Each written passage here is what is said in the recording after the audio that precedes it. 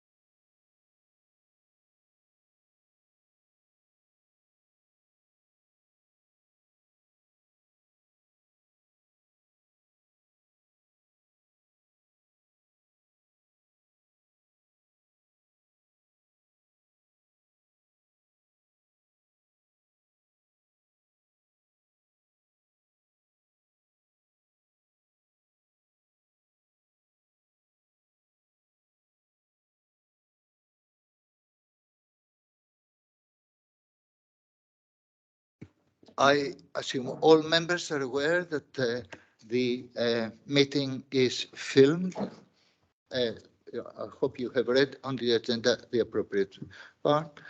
I think I would ask very quickly the councillors here, for the sake of people, of the members of the public who might be watching the proceedings, to introduce quickly themselves by putting their name, their ward, and the party they represent. And I will ask officers to introduce themselves when they introduce reports as we go along. I'll start first of all with myself. I'm Councillor Diakidis, Tottenham Central Ward, and I'm from the Labour Party. Councillor Dogan, Bruce Castle Ward, Labour Party member, Vice Chair for the committee. Councillor Mahboob, White Hart Lane Ward, and yeah, the Labour Party. Councillor Michelle Simmons-Sappho. I am Seven Sisters Ward Councillor from the Labour Party. I'm Anna Abela, Councillor for Haringey from the Labour Party. My name is Kaushika Amin. I'm one of the councillors for Northumberland Park Ward. Councillor Charles Ajay, representing South Tottenham Ward, Labour Party. Councillor Sue Jameson, Bruce Castle Ward, Labour Party. Councillor Aylridge Caldwell, Stroud Green and Labour Party. Councillor Alessandra Rossetti, Alexandra Park Ward, Liberal Democrats. Thank you very much. Have we got any apologies for absence? Yes, we got apologies for absence for Councillor Mason, Hannah Parker from External Auditors Mazars, and David Eagles from BDO. Apologies for lateness for Councillor Blake? Or? Yeah. Can I say Councillor Mason had to be away. She was intending to join us online, but I gather that she's got some problems, and I don't know, some connection problems from where she is. So she might join us later, but otherwise we accept her apologies for not being present. Okay, agreed? Any urgent? Okay. Declarations of interest. I hope councillors have read the text here. Any declarations of interest?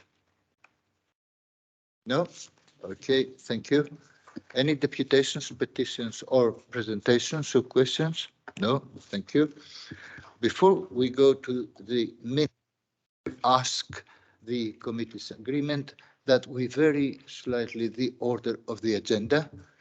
The reason is that most of the items quite often are regular items, but when there are some issues that are a little bit more need some updating and some concern, there are some concern to members of the committee, I would like to put them up front. And we've got the item 7, procurement of the internal audit, the internal audit on the procurement. But in addition to that, there is an item 13, which is the draft statement of accounts, that there are some issues of concern that we need really to be aware, all of us, and discuss, and also certain aspects of treasury management for, in general, which again, I think members would be interested in discussing before we go to the more routine items. So can I ask that we put these 3 items in the order that I mentioned them at the beginning, and then we continue with the remaining items as they are on the agenda. Agreed? Agreed. Yeah, thank you.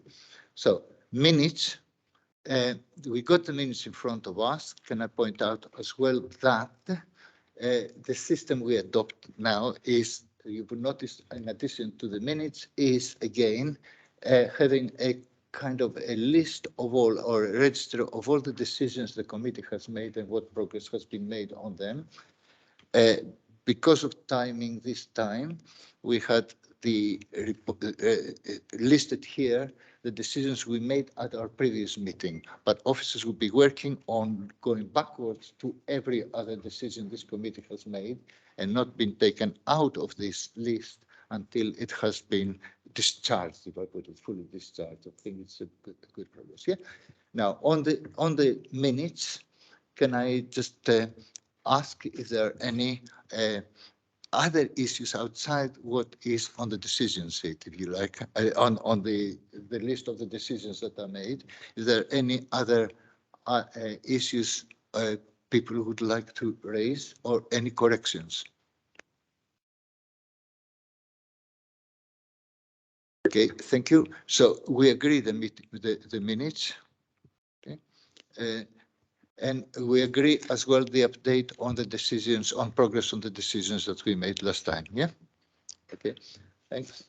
The next item we got on the agenda is the internal audit update on the procurement audits that we had. Who's going to introduce that? Barry first, or did you want to say any yourself?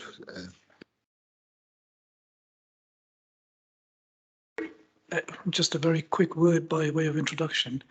So at the last meeting, members asked for update on the 3 audit reports which were assigned limited assurance, and Barry has kindly agreed to come to this meeting to present to this committee where we are with the recommendations. Thank you, Minesh. Yes, okay, so good evening, councillors. I'm Barry Phelps. I'm Head of Procurement, for those of you who have not met me yet. Just in terms of the report is very much an update in terms of where we are and the recommendations in relation to the 3 audits that were referenced in the paper around the contracts and the waivers. In terms of the progress that's been made, I would suggest there's been limited progress on some of these activities. That is primarily because there is a dependency upon the functionality in the system and the new procurement system that we are bringing in. So the new procurement system will not only cover procurement activity, it will cover contract management activity, it will cover contract performance and monitoring, as well as payments. There has been a delay in us procuring that solution to date, but we are in the next couple of weeks going out to the market to procure that solution. Part of those requirements is very much aligned with the audit recommendations to make sure that we fill in all of the gaps that have been identified through those audit reports. There is an appendices in relation to the report which outlines the various risks that were highlighted within the report, the priorities, a bit of commentary around the response that we was doing in relation to those risks, and then there's an update. And you will see that we have put in place processes where we can to address some of those risks, but where we're unable to do that is primarily because of the systems, waiting on the system to come in. The reason we can't bring that into our current systems is primarily because it either doesn't have the functionality to be able to support those recommendations, or it would cost a significant amount of money to implement those changes. I'm quite happy to take any specific queries around those, if that helps. Okay. Before I open it to discussion, can I say that we have over the years, I've noticed we have a very effective, very pioneering procurement section, central procurement section. There are a lot of very positive stuff that we've done until now, and on some that we are leading as well, probably in the field.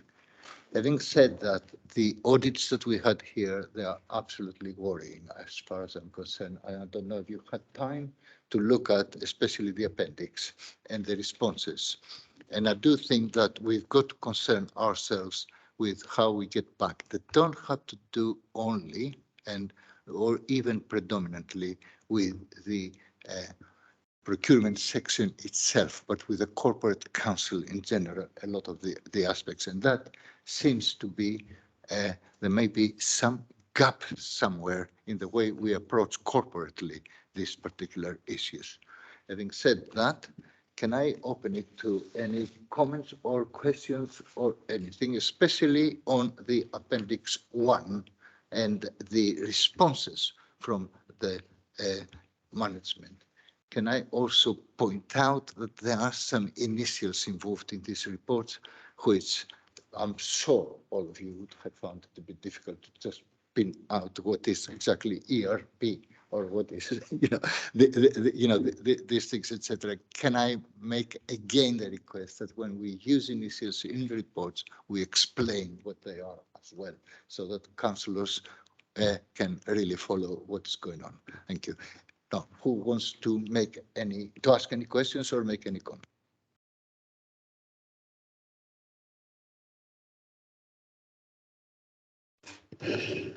Thanks, Isidorus. I haven't been able to go through everything as much as I would, but so far I have a couple of queries really on the appendix. And my understanding of this audit is that he has basically been delayed from last year because of the new measures that were put in place to give time and then make a further audit. Now, if I understand correctly, everything depends on this ERP program that now is not likely to be implemented until late 2023, which is almost a year and a half. So I assume from now, I assume that any audit at that point would be 2022 2024, which means that we are something like 2-3 years without a proper audit on how the procurement process is functioning. So I wonder if there is anything in place in the meantime that I don't know would give us some reassurance and that could be used to monitoring the process. And the second query was about this point about financial or credit checks are not always completed for contract valued at 160,000 or above, which is, I mean, to me, is quite concerning. So I wonder if, again, the technology is due to be implemented in late 2023, if we can have at least an idea of how many of these contracts are in place, because obviously, I mean, the fact that there are no credit checks or financial checks, I think is quite important. Thanks.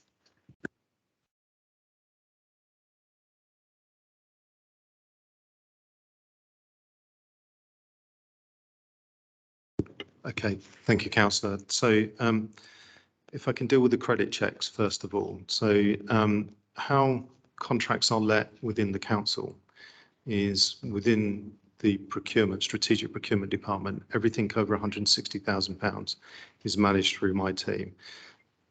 I can assure people that we do now do credit checks as a matter of routine for all procurements above £160,000.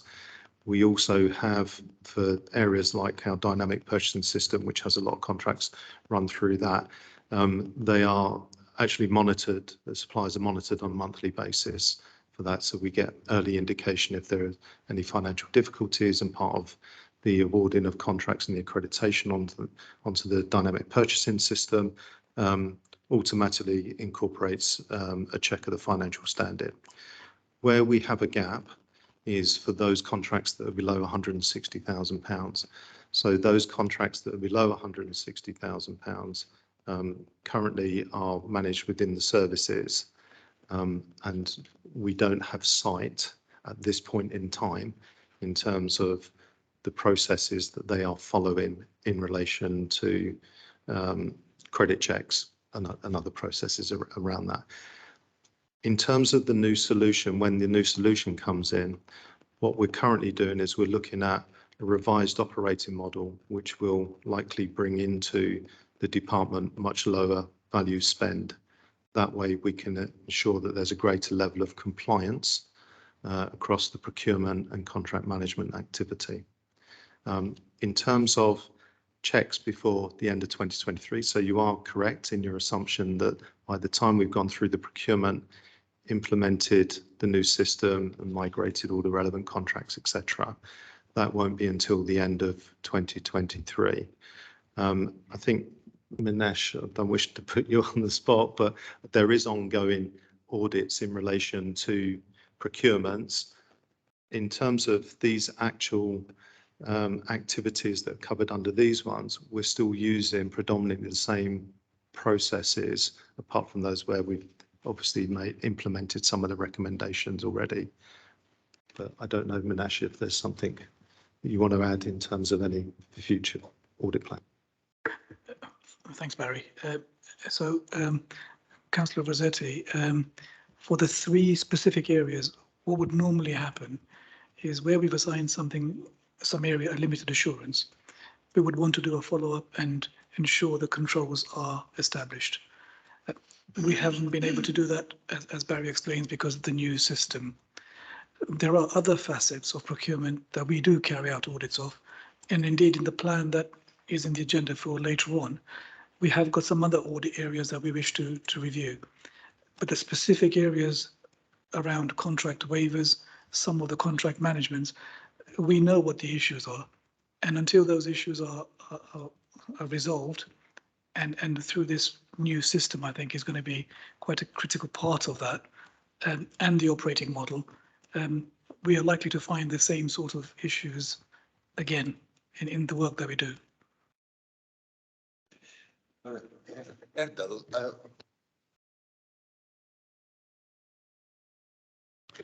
Thank you, Chair. So actually, thanks, Barry. You might have answered some of the, you have response to my question, but I'm just going to slightly change it a bit.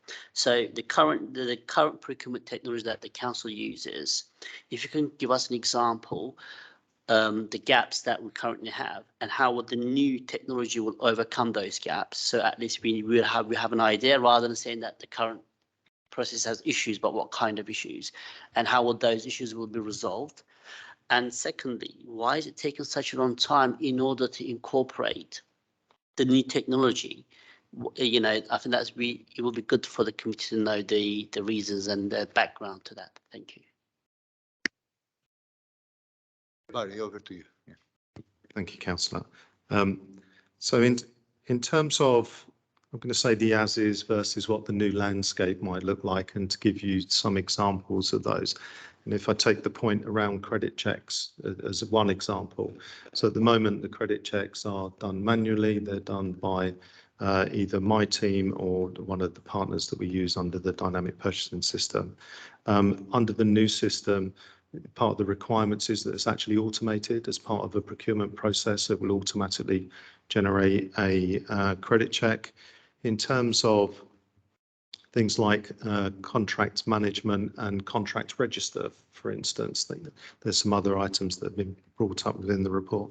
So currently we have 4 or 5 different procurement solutions or commissioning solutions. So trying to bring together a contract register of all of those is extremely difficult because they all use different types of coding and trying to bring it together.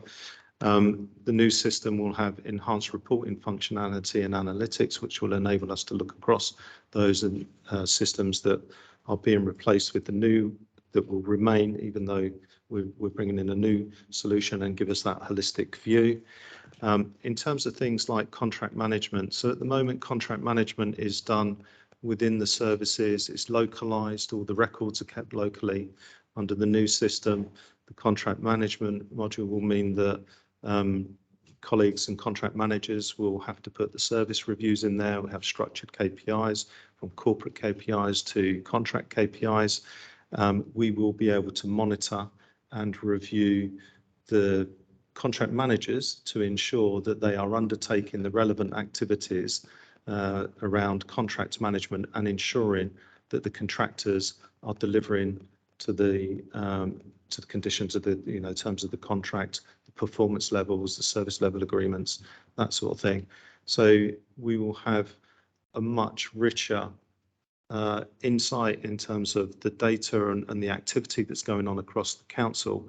But on top of that, there will also be controls in place that will prompt managers and users of the system to do certain activities and to avoid some of the failings that were picked up, or some of the risks that were picked up in the audit.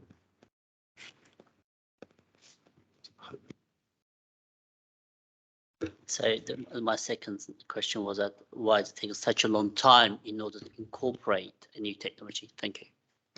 Apologies, Councillor, yes. So in terms of the why it's taken so long, partially down to the procurement. So we have attempted to undertake a couple of procurements to commission or to purchase the solution, but we have run into technical difficulties during that procurement or those procurements, which have meant we've had to abandon those procurements. We now are going out to the whole of the market now and not going through frameworks and other structured procurement vehicles because of the complications that it created. So I'm confident that this procurement, which is now being led by strategic procurement, will deliver the solution that the council is looking for. So primarily that is the reason there's been technical issues in terms of the procurement to date. Kaushika and then Charles, and then. I was just going to, Barry, ask you some very basic questions. I'm so sorry. I feel like, you know, it's all starting again sort of thing, so my apologies. And sometimes I'm sorry, I don't hear you guys. So. I just wanted to ask, because we had a contract signed off in Northumberland Park for an ITLA, and I wanted to understand what the levels of contracts that officers can sign off. Because I think for me, I know on some contracts, I would like local member involvement, if nothing else, to know who's applied, if nothing else, for us to know that this is the process we followed. And there are I have real worries about that process, because the process that took place was very, very, I think, just as a local councillor, not adequate, actually. So I was a bit anxious about this. I was looking at this and thinking that I can think of examples of contracts that we've signed off as a council, and this individual signs them off on your behalf, as it were, where there are some real worries. And I just wondered, how is all that being checked at the moment? Because it doesn't sound like the things are just going through. I mean, it actually was very, from my perspective, having worked in other local authorities, it was very serious in the way it was managed. But, you know, so I just wondered if there's any checks and balances in place to ensure that processes are properly followed, and where there are localized contracts. I mean, say, so for example, the ITLAs, that local member involvement is seriously there, and local resident involvement. Otherwise, it just defeats the object of having localized approaches. Okay, thank you, Councillor. So just in terms of financial delegation, that's obviously managed through the scheme of financial delegation in terms of what level officers can sign off. In terms of, I'll try and keep this very brief and as simple as possible. In terms of procurements, anything up to £10,000 is like a single quote. You can go directly to a supplier. Between 10,000 and 160,000 for services requires 3 quotes to be obtained, or a minimum of 3 quotes to be obtained. And then above 160,000 is generally a tender exercise. There are some exceptions for some of the care contracts and works which allow 3 quotes up to a value of 500,000. In terms of ensuring that people have the right level of sign off and the appropriate officers are signing off the contracts, the approvals are done within our systems, and the systems are aligned with the scheme of delegation or the authorization levels that are within SAP, which is our ERP solution, which is an enterprise resource planning solution, SAP for most people. So that's in terms of some of the basics around that. Obviously, members get involved with decisions relating to procurements where they're key decisions and in excess of £500,000. And that's when you'll see either member reports or cabinet reports presented. And, you know, the relevant officers and directorates should be engaging with members through, you know, in terms of that award of that contract. And just to provide some reassurance and engagement, so we have recently been using residents to consult with some of the contracts that we've let and trying to do that co-production. So we've tested one recently on Broadwater Farm, which went very well. And so we are embracing some of these changes, but it takes a little time and needs to be appropriate with the dependent upon the contract. Before you go further, yeah, please, but just let me just, if we were to ask you what proportion of these purchases had the 3 quotations and how many over 160,000 had more than 1 bidder, have you got that information, or has the council got that information somewhere? So I don't have that information to hand, Councillor, but I could. Is it possible to have it? For example, can you provide it to us next meeting? I'm asking whether is a weakness in the council at this moment in time, and what information we've got. Yes, I'm just. The answer is yes. How easily accessible, and for me to extract it I'd have to give some thought to that, because again, it's kind of one of the shortfallings of the solution that we have at the moment. Kusika, you wanted to follow up, yeah? I was just thinking that if we're going to have a new system, one of the things about having a new system, and I think it would be helpful if there's member input into how this system is designed to ensure that the kind of things that we're interested as local councillors are there as well. And then we'll get the information, even as a cabinet member, but, you know, at least it's the officers who are signing off those contracts have to make sure that these other areas are signed off, and we can then have a better check on how things have been done.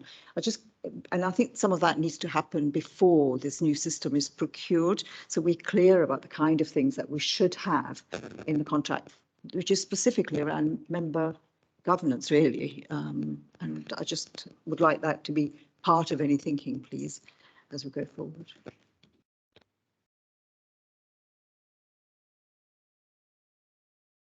On that one, or it's just okay? No, the only thing I'd add to that, councillor, is obviously we'll be keeping Councillor Williams abreast of the new procurement technology. She's the portfolio holder for procurement, so I'll raise that point with Councillor Williams on our next meeting as well. Okay. Thank you, Chair. So I don't really want to prolong the meeting. If you look at page 16 of the pack, where it says signed contracts not in place for all contracts, and although the update is that it's partially complete, and obviously it is of concern. I mean, Councillor Dalkides talked about Centre of Excellence. That's something that we introduced, and most of our staff in those days were headhunted by central government and taken away. And I presume that the problem we now have is as a result of cuts introduced by the government, where the council obviously had to downsize and did away with a lot of procurement officers, which then takes me to page 17 in terms of the consistency in how contracts were managed and reported. I know the issue has been raised in terms of the timing 2023. It's although it's just around the corner, but it seems a long time. What finance used to have in those days is that we used to have although either they are based in the directorates or they are based within the different directorates, but they report directly to the head or the director of finance, but they are looking at the directorate's business to ensure that there's consistency. And I think obviously as a result of cuts and stuff like that, you do not necessarily have that. And talking about the level of delegations, it is left to the individual officer in terms of delegation to ensure that those protocols are followed. But there's no monitoring process in place to ensure that that is not necessarily enforced, but followed. I think that's part of the problem we now have. Now, the system that you're talking about doesn't talk about we will do it. It's talking about in some cases, we anticipate that this will capture it.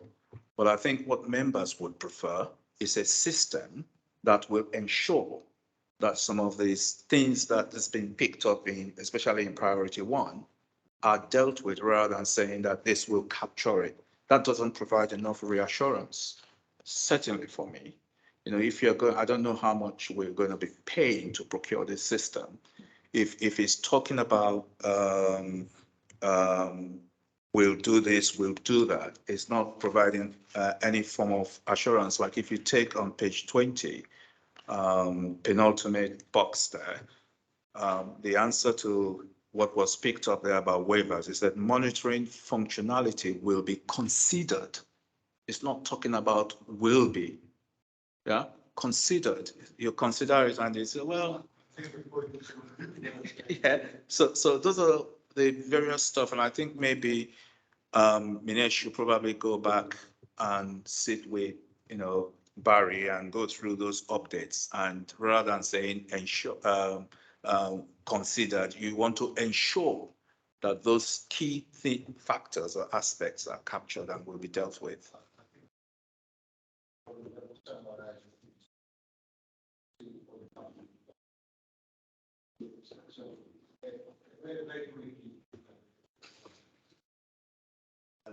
Yes, so I obviously take on board the comments that you've made there, Councillor. All I can say is, I'm very closely involved in this procurement now. I'm actually in the process of doing the final peer review and ensuring that we are covering off in the specification everything that's outlined within the audit report. That has been a key theme and a request throughout the procurement. I think in hindsight, we could have worded things slightly differently to give you that additional assurance. Councillor Mahmood. Thank you, Chair. I'll keep it as short as possible. Stating the obvious, we are the only local authority in London, and it seems to me like we're trying to recreate the wheel, really. But why aren't we taking best practice from councils that are doing this really, really well? Why are we making a new system out of this?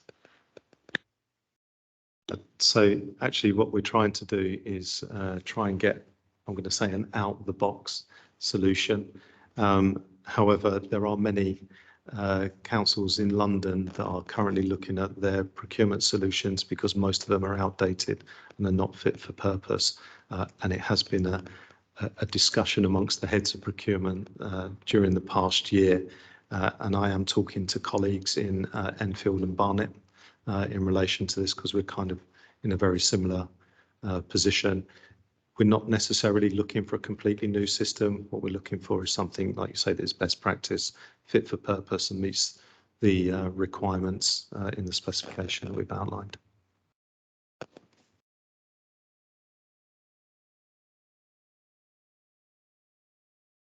Yeah, I was just a comment to echo what Councillor Amina said, because I was thinking slightly diverging. It's not just about procurement, but we were asked to fill this knowledge and skill metrics.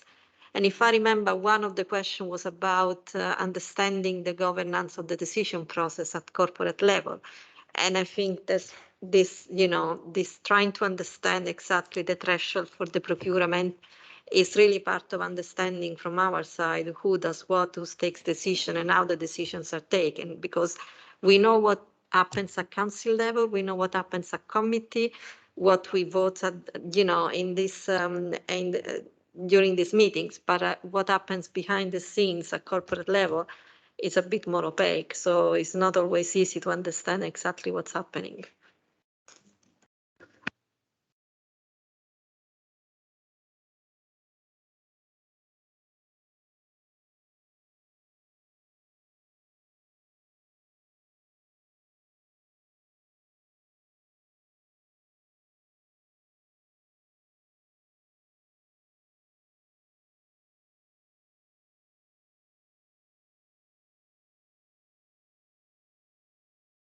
Eldridge, you are next. Just a question for Barry. I'm finding it a bit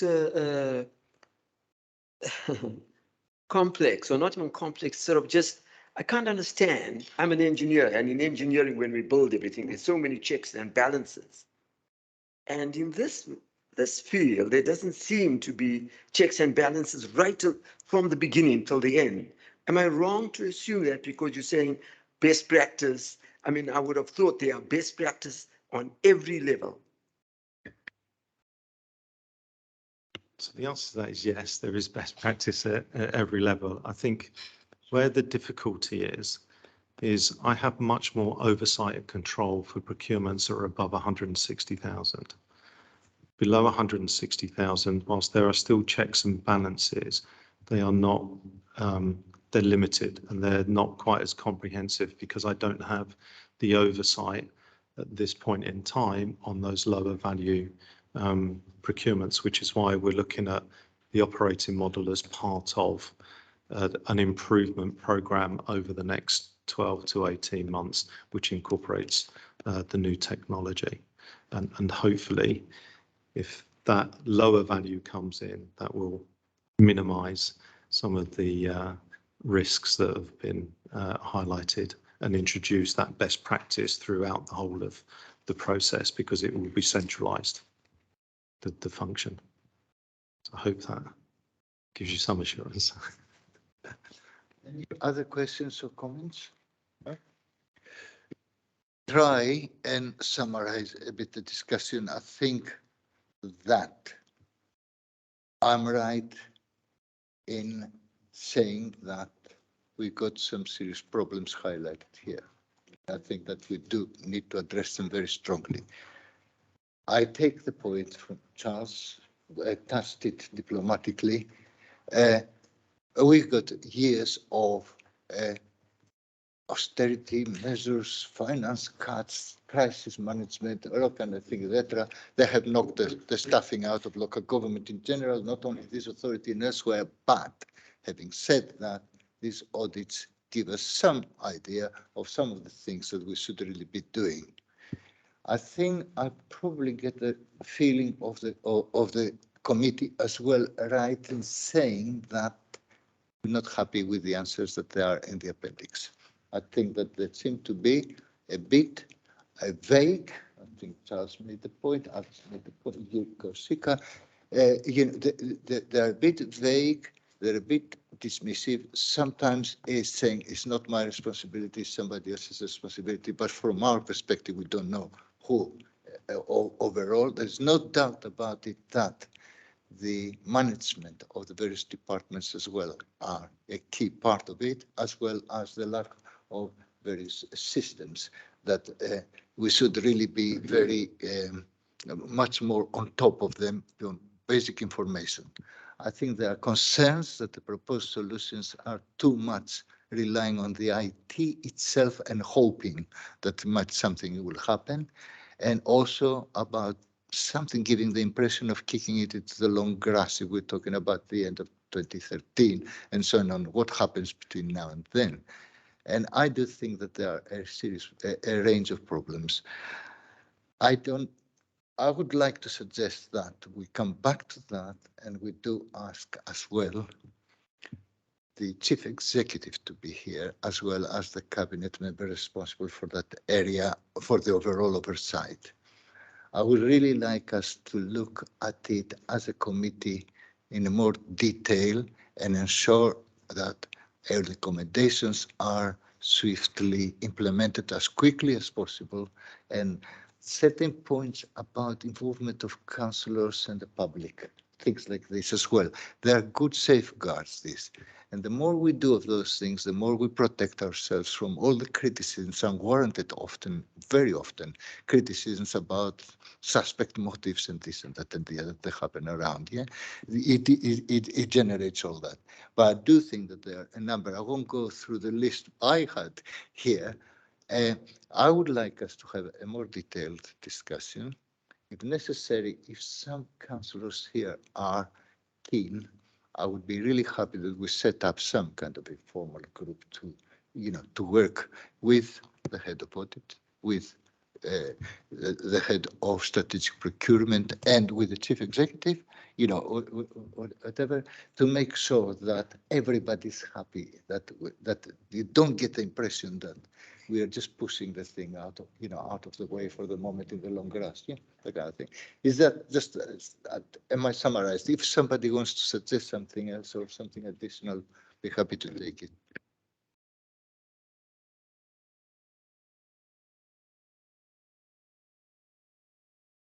When you're employing people, do people overcharge anticipating late payments and problems? Sorry, Councillor, could you repeat that? When you're looking for people and getting quotes, will contractors potentially overcharge because they might anticipate late payments? Are you, when people are employed, are they going to be paid on time? Are they going to, is this going to impact their cash flow? So will they charge more for those reasons? So the council has a statutory obligation to pay invoices within 30 days, which are not disputed. I think there may be some contractors, if I'm being honest, that may factor that in if they have experienced late payments through the council. But generally most people anticipate being paid on time. Indeed, the council tries to make payments within 10 days, particularly with SMEs. So, you know, it's difficult to say, but I would imagine there may be one or two that do factor that into their pricing. Conclude, can I ask you a basic question just in front of everybody here?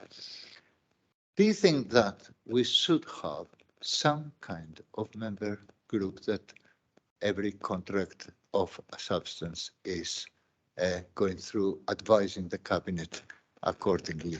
Approve that, don't approve that, have something like this, etc. Is that something that we should be doing? Is there something?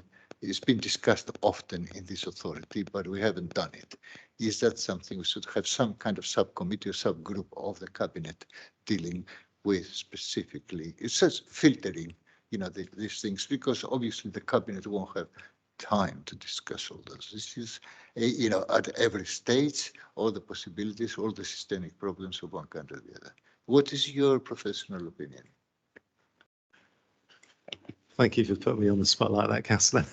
I think obviously that's a decision for members and the senior management team to take.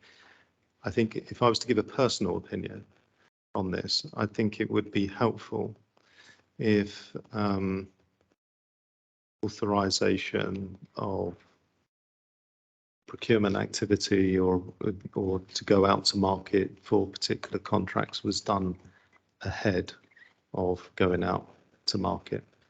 And then that way that puts in place the various parameters rather than dealing with issues after the event. You can deal with issues before.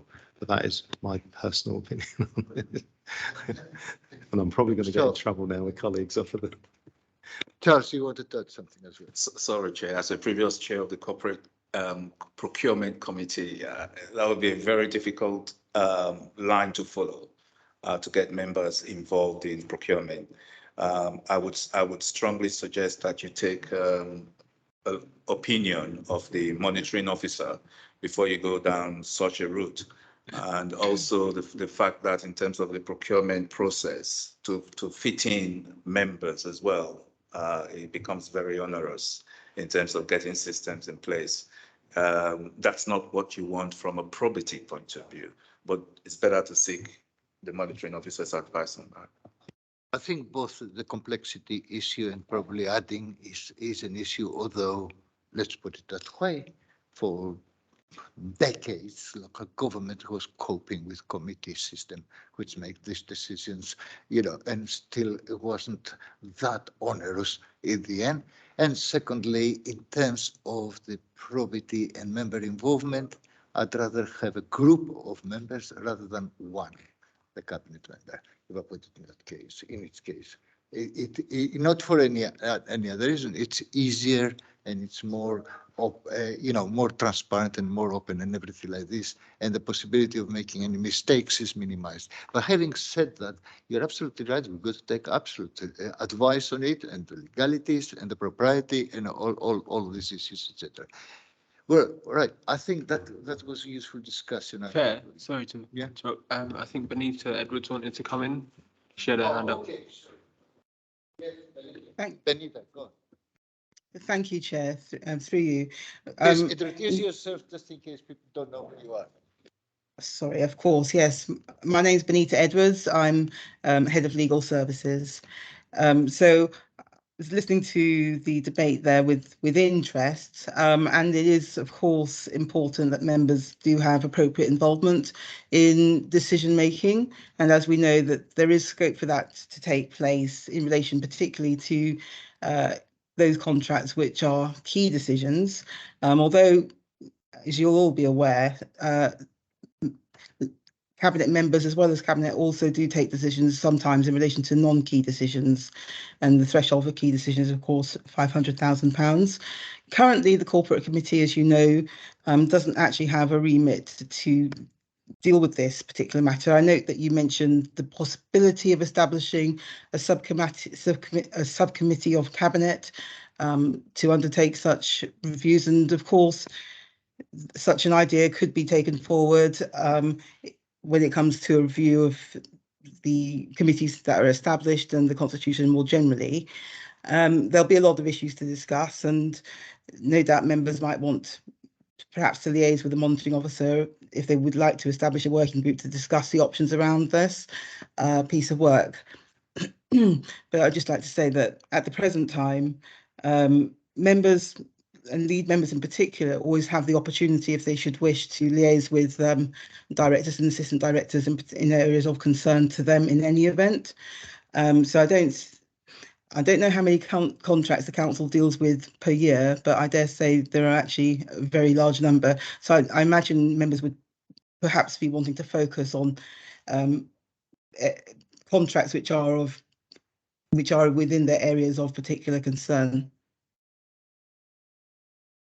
Okay, thank you very much, Benita. That's the legal advice, but put legal commentary. Yeah, so Kaushika. I was just going to say that I can understand where you're going, and I'm just wondering whether, and in a way, yeah, I'm very disappointed actually, but anyway, that's a slightly different matter, is that the fact that there is no internal contracts register. I mean, having been a councillor for as long as I have, I just can't understand how life has been working in the council, and I think to myself, God, what has been happening? It's so, it's awful. It really is.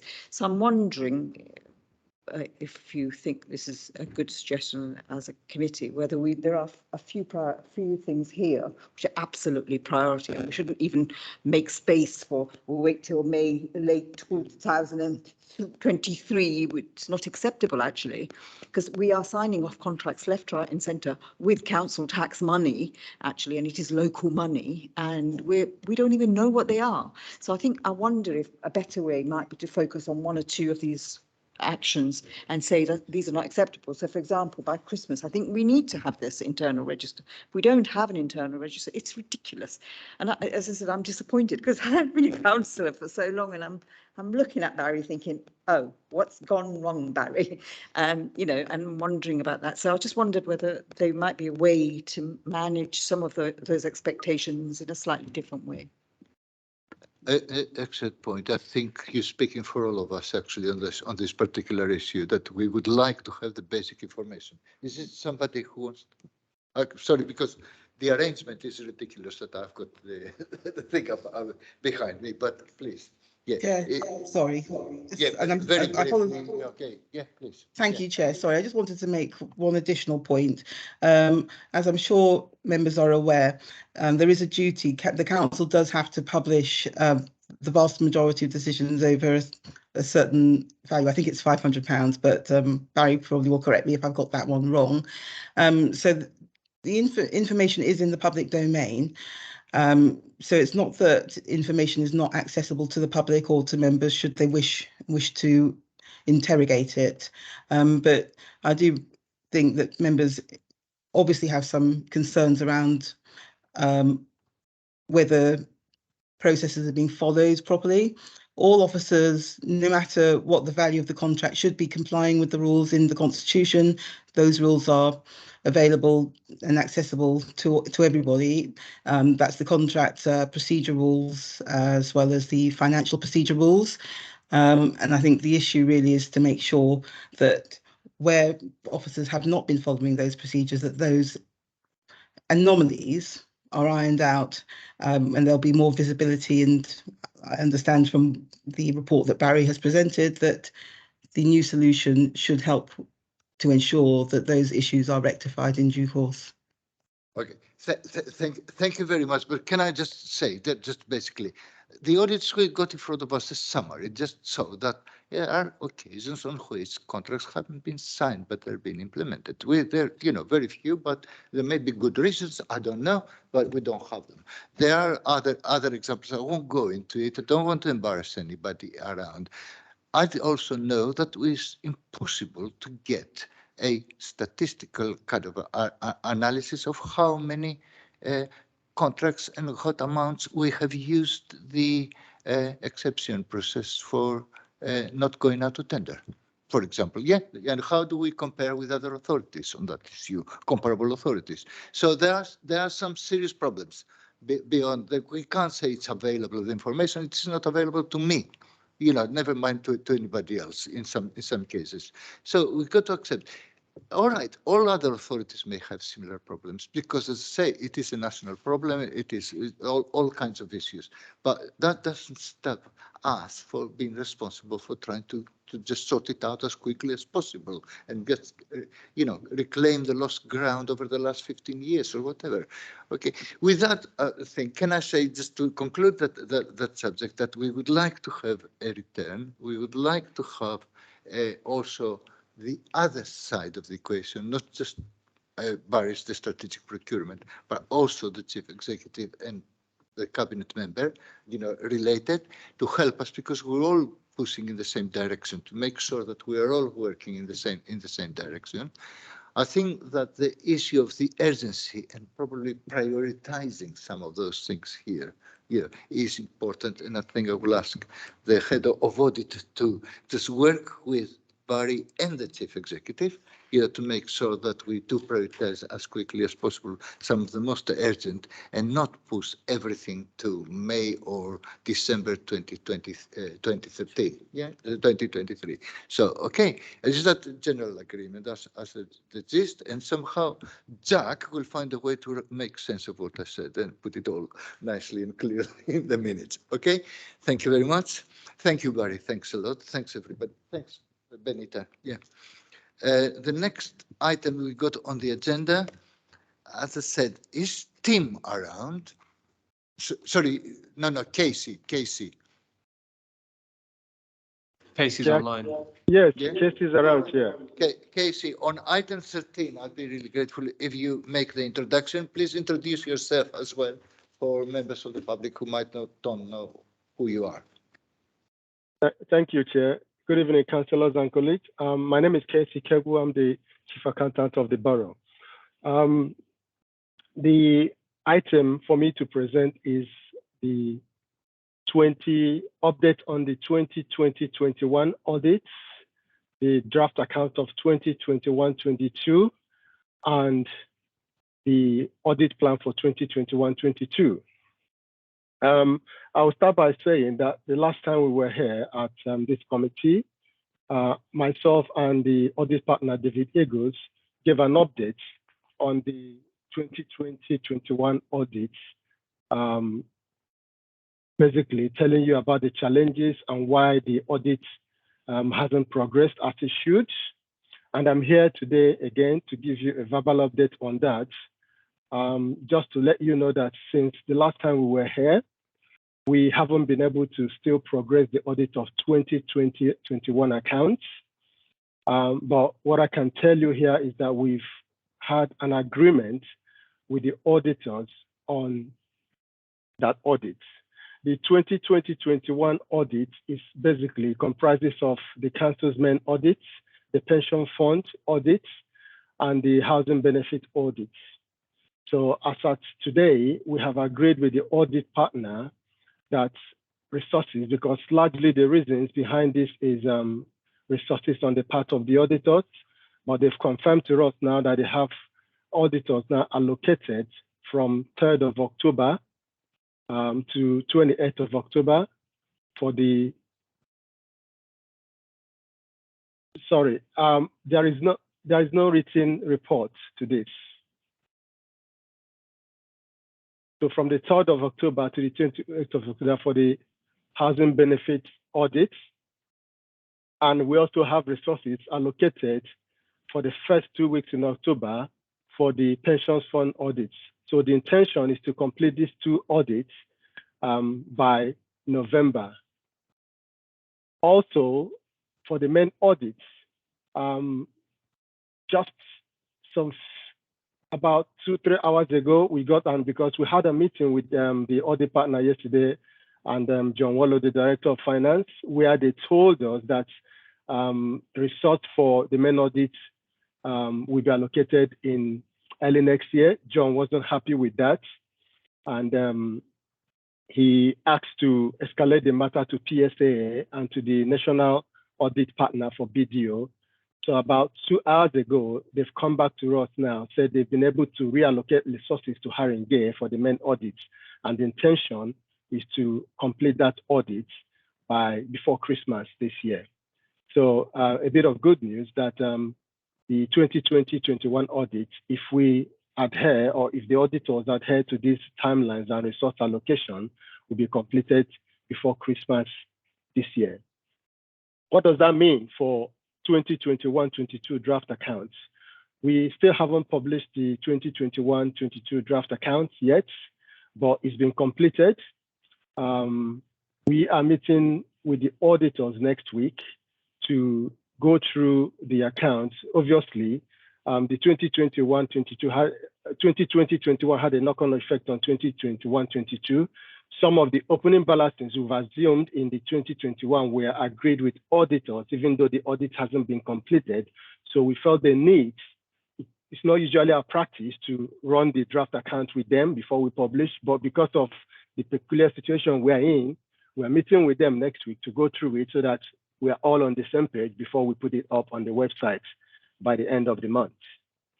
And then the audit plan for 2021-22, there is no audit plan yet because we haven't completed 2020-21 accounts. So until the auditors complete by Christmas, then we'll come back, hopefully the February, that will be the earliest corporate committee, I think is February, with an audit plan for 2021-22 accounts.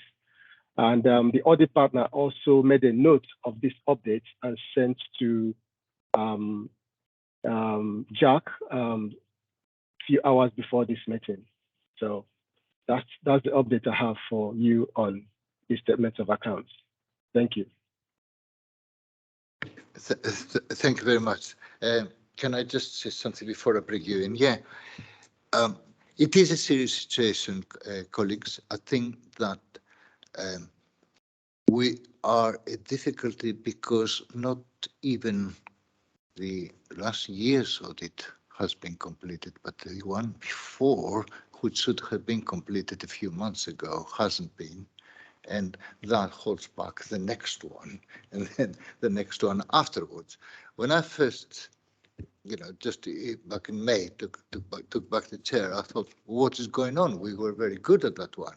And gradually, I have been convinced, and we had the external auditor at the last meeting talking about it and confirming it, that it isn't the council's officers' fault at this moment in time, and I hope that is the case. I'm sure it is, but nevertheless we'll follow it up. But it is a national issue caused by a combination of problems, including problems with the NHS intervening with the audits, new regulations that have been brought up and the confusing, a shortage of audit staff at that level of the external auditors level have to make the decisions, and also the fact that and the shortage, as we mentioned, people will remember, got partly to do with Brexit. A lot of audit relief stuff they were bringing from other European countries whenever they were needed cannot come anymore. Partly because of the lockdowns, etc., that people who were coming from New Zealand for a few months to do the work, they're not there and so on, and other aspects of that nature. So we've got all these complications. Hope they're not excuses, but the bottom line still is that we are nowhere near completing these audits. Now, all my worry, and I hope that we all share that, is that yes, it is enough evidence that it is a national problem. There's enough evidence that comparable authorities as well are like that. There's nevertheless evidence that some other authorities have managed to meet the deadlines. Our background in the same offices has been very good until very recently, all that kind of thing. Therefore, I don't think that it is there the problem. But nevertheless, I think we should really be aware. I had personally a meeting 2 days ago with the external auditor to go through it, just to make sure that I get independent advice from them as well about the council's performance. And yesterday, the director of finance, with Casey, met the external auditor as well. And about 2 hours ago, I received a letter as well from the external auditor outlining more or less what I said, that, not really blaming the council in any way, but not being able to give us deadlines about by when things will be completed. We know some aspects will be completed by December, about pension funds and things like this, but others are still open-ended, and we haven't been given a date from them, and a constant complain that they don't have enough staff resources to go around for it. So that's just by way of introduction. So, Councillor, you wanted to make a comment here? Yeah, sure. Just firstly, I want to say, Chair, I agree definitely with what you're saying about the urgency of what we need to do with this. But I think this relates more to, I guess it's a question for Jack. Will this video be captioned? I'm guessing not from the videos that have been released before, because this was a verbal update. That means people with accessibility needs just didn't, they won't have access to this information. So I'd like to make a request that if there is anything further to this that is a verbal, is written down on paper, because we are an inclusive council and this shouldn't be right. It should be on the minutes. I'm sure you put it very clearly on the minutes of that meeting, yeah? But I'm guessing the minutes won't be word for word. It's just been, well, unless you type really fast. So I think in the future it'll be good if officers do, a written update, even if it comes late.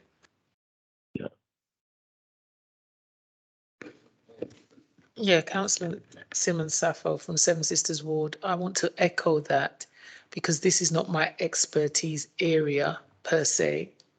I'm from a very different discipline in my day job, and it would be really helpful if there was the written text so that I can read, absorb, and understand what I am, signing up to.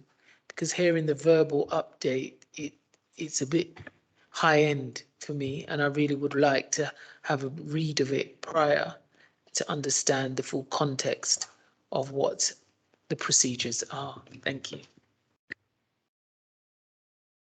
Eldridge. This honestly sounds like a litany of horrors, of mistakes, etc. And is there not almost a basic understanding for us all over here to embrace and understand, so that we know when we come to meetings of this nature that we ourselves can say, well, okay, this is right, this is wrong?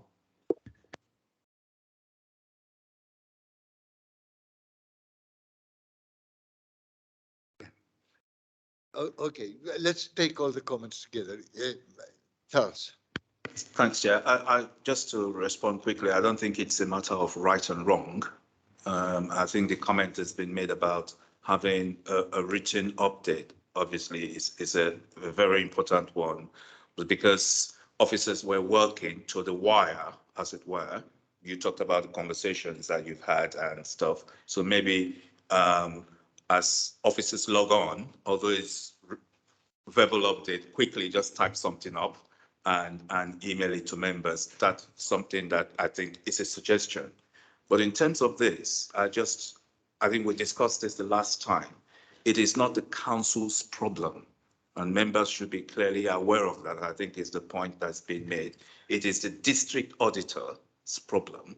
They've not been able to audit the council's accounts.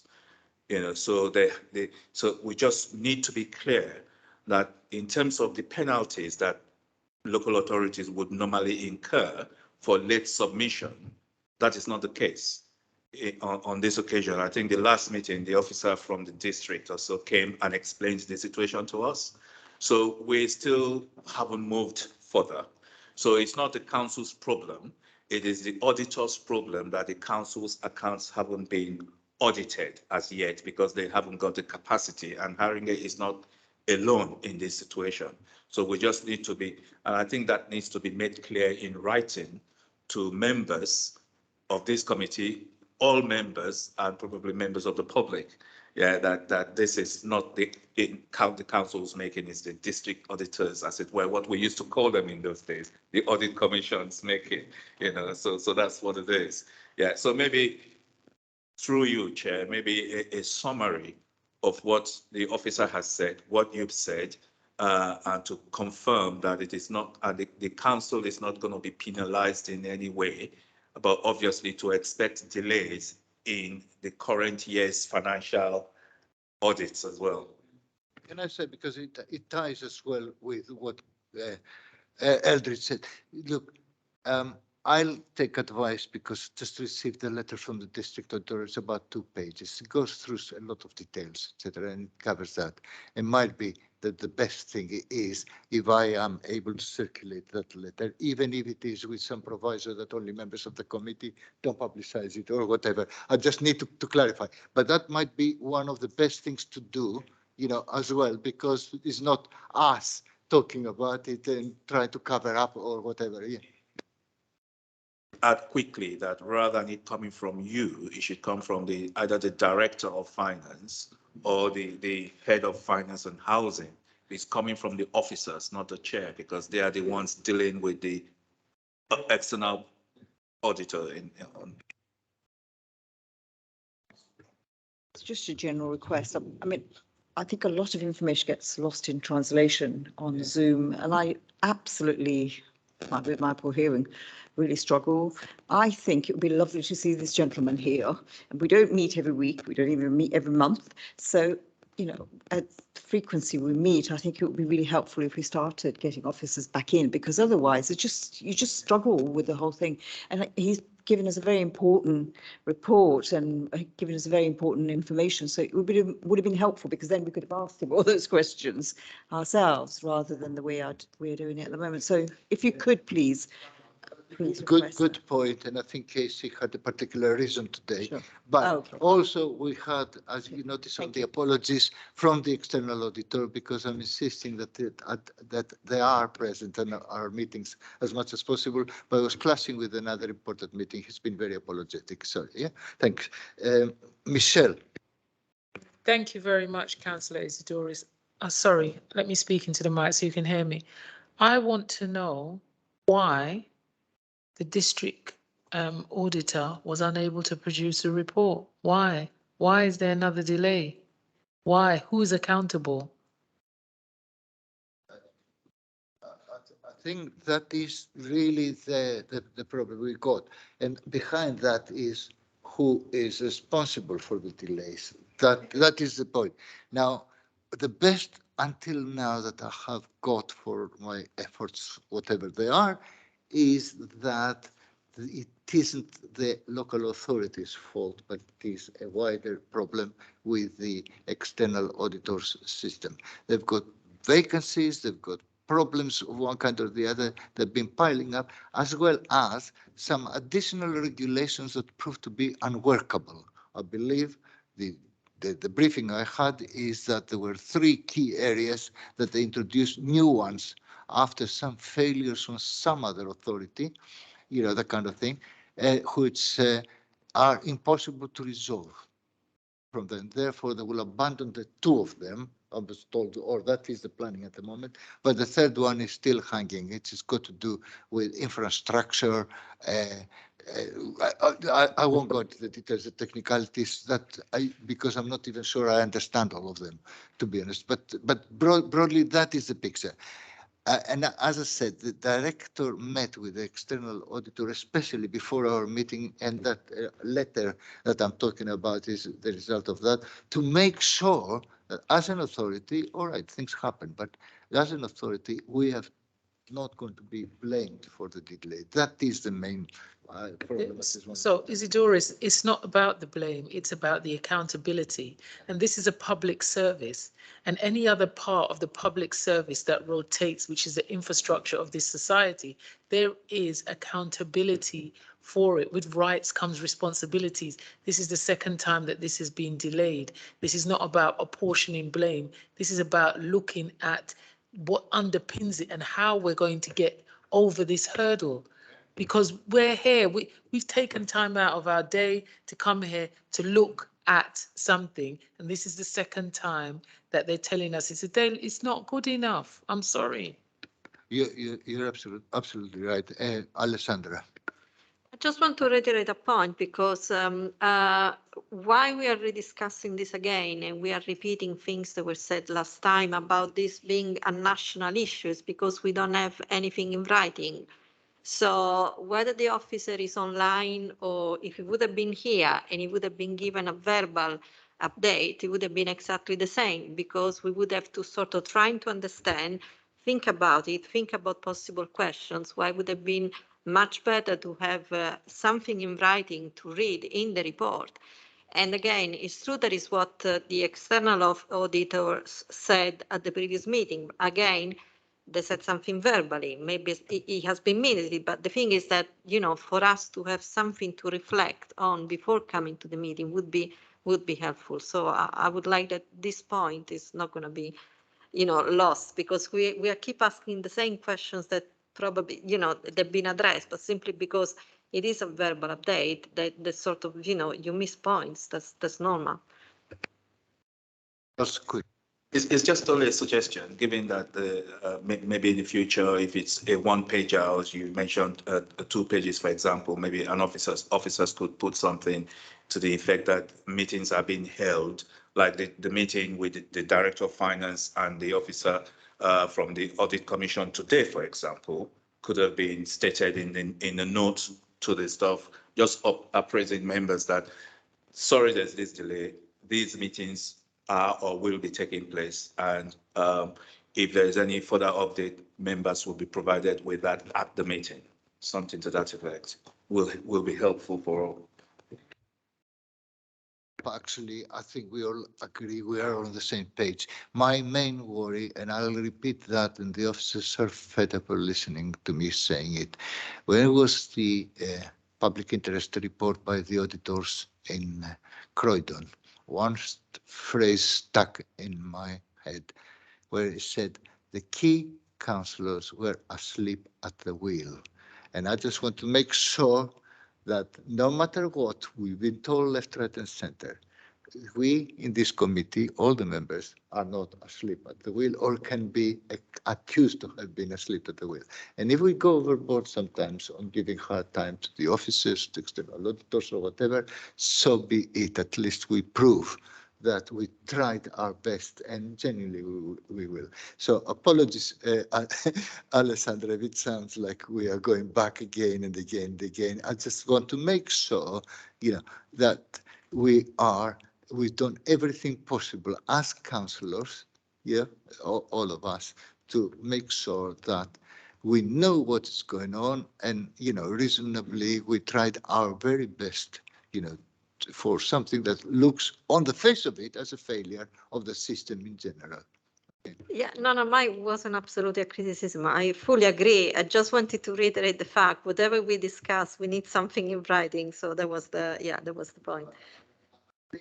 The point that some briefing notes in writing, clarifying it and readable, you know, easily understood, has to be circulated. Okay, thank you very much. So we move to the next item. Is Tim around? Tim Pofu. Yes, Chair.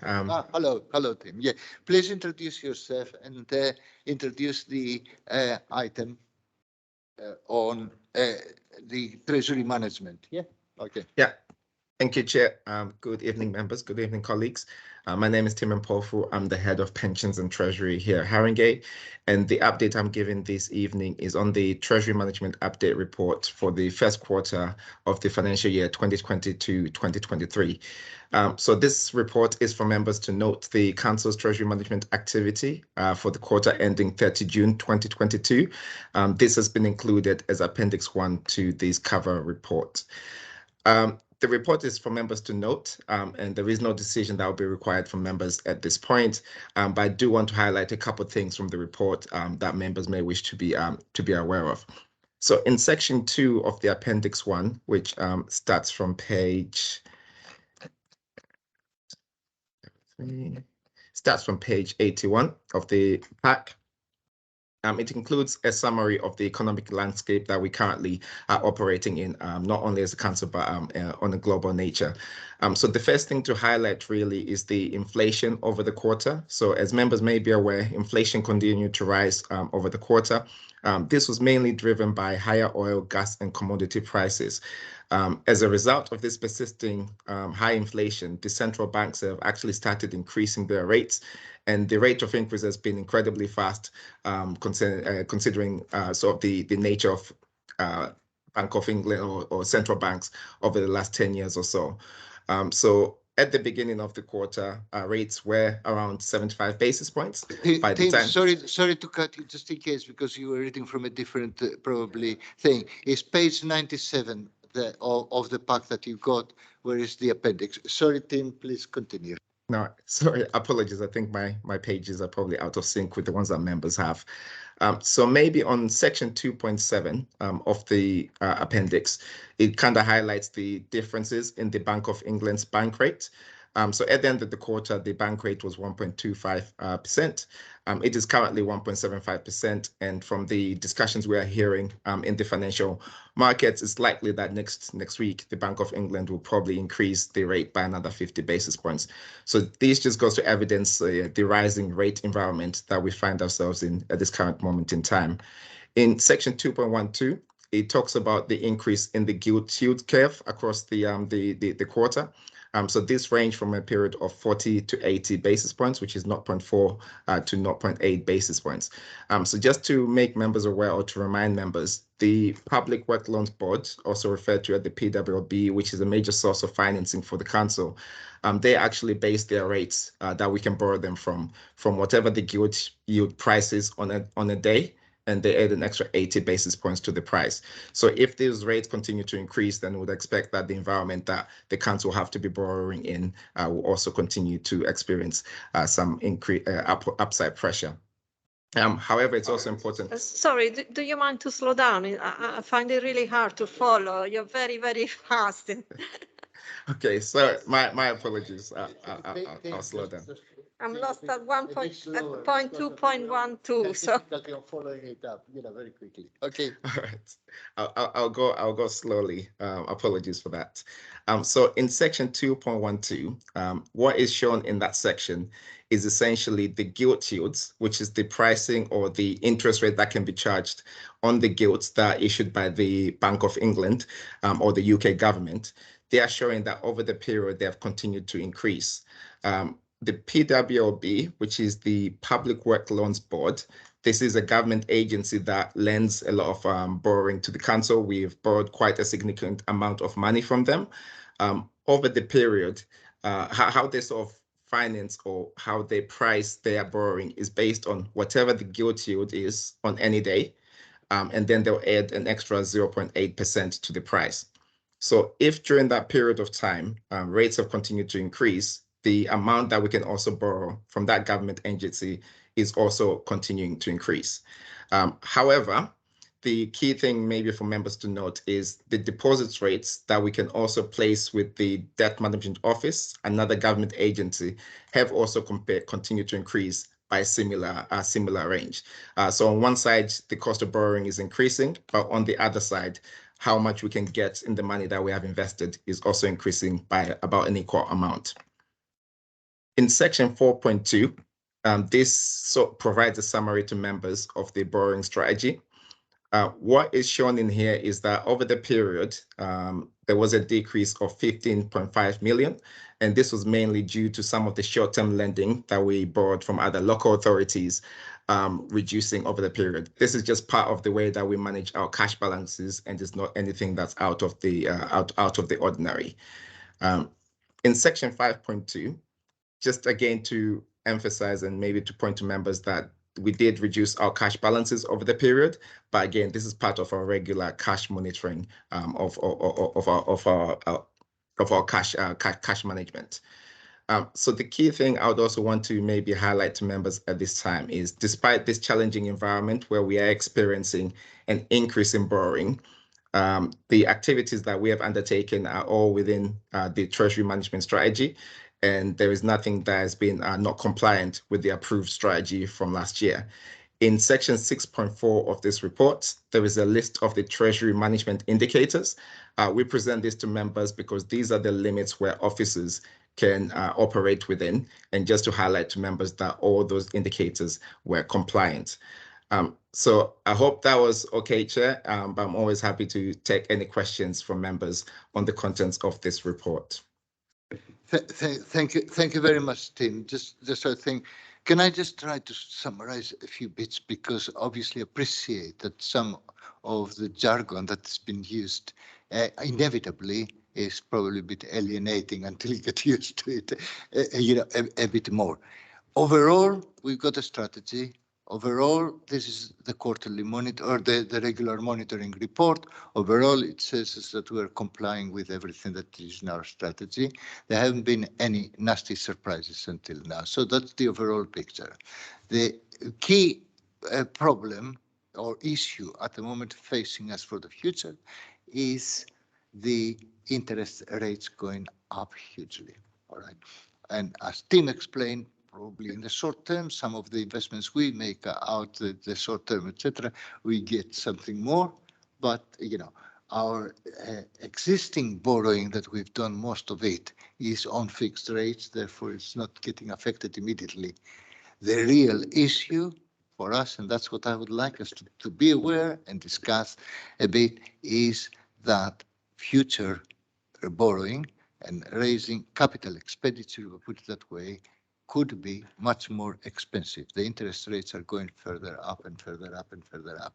And therefore, whether that is something that we really need to advise the council eventually, probably not at this meeting, but just start being prepared that there should really be some adjustments to our plans, overall about capital borrowing. One last bit to add, which you'll be pleased to know, that our officers have been very cautious in general, but because anticipating that interest rates will go up, knowing very well that for the current year and next we will be needing to borrow some money, they borrowed in advance with the agreement of this committee what we need at the time at much cheaper rates than if we had waited until now that we need it. And I think that is a good thing and it's a prudent approach.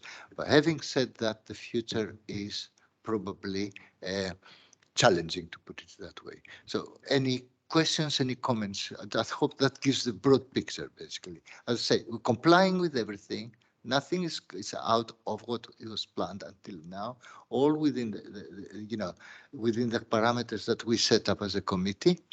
And as regards the inflation impact at the moment isn't that big at all, but there is a threat in the future. Will we be prepared for the threat in the future, as you say? Will we be prepared for the threat, as you've just said, in the future? Yeah, I'll ask Tim to advise on that one. What do you think? Yes, Chair. So thank you for your question, Councillor Calverwell. So I think as a council, we feel we'll be in a good position, or we are prepared going forward. So we hold regular meetings with our Treasury Advisor, Alan Close, and they keep us up to date with these issues. So some of those decisions that Councillor Diakidis referred to around when we took borrowing, those were based on the advice that we received from a Treasury Advisor. The loans that we took last year were at a reasonably low rate, which kind of does give us some wiggle room over the next upcoming months. What it means is we are not in any need to or any rush to add existing borrowing. However, going forward, this will become an increasing challenge if rates are to remain at this high level. But these are discussions that we are consistently having with our Treasury Advisor, and they'll also be looking at ways in which we can keep our borrowing costs low and advising us on those going forward. Okay, yeah. Actually, thanks, Tim. So just a quick question. So as you said that we have borrowed money in order to keep us sustainable. So if the rate continues as it is, how will that cash flow will work? Because what will happen is then, is it like 2 years? Is it like 3 years? Are we in a good position? Can you give us some sort of like a timeline? If the rate stays as it is, what are the consequences are, and so forth? Thank you. Thank you, Chair. I don't know if I'll be sort of in a position to provide the timeline because I think a lot of this will depend on the decisions that are going to be made the next time we sort of set our budgets. However, at the moment in time, if the rates were to stay where they are, we certainly wouldn't necessarily want to be borrowing at these rates. We consider them to be high. And the advice that we're hearing from our Treasury advisors is even though the rates are high now, there's a likelihood that central banks at some point over the next 12 to 18 months, we'll start looking at reducing those rates, especially if we're in an environment where we're in a recession. So for us, it's around the decisions we make within that time period. And just to reiterate to members is the way that we've managed the borrowing portfolio previously has actually allowed us to have some more flexibility in terms of like the cost.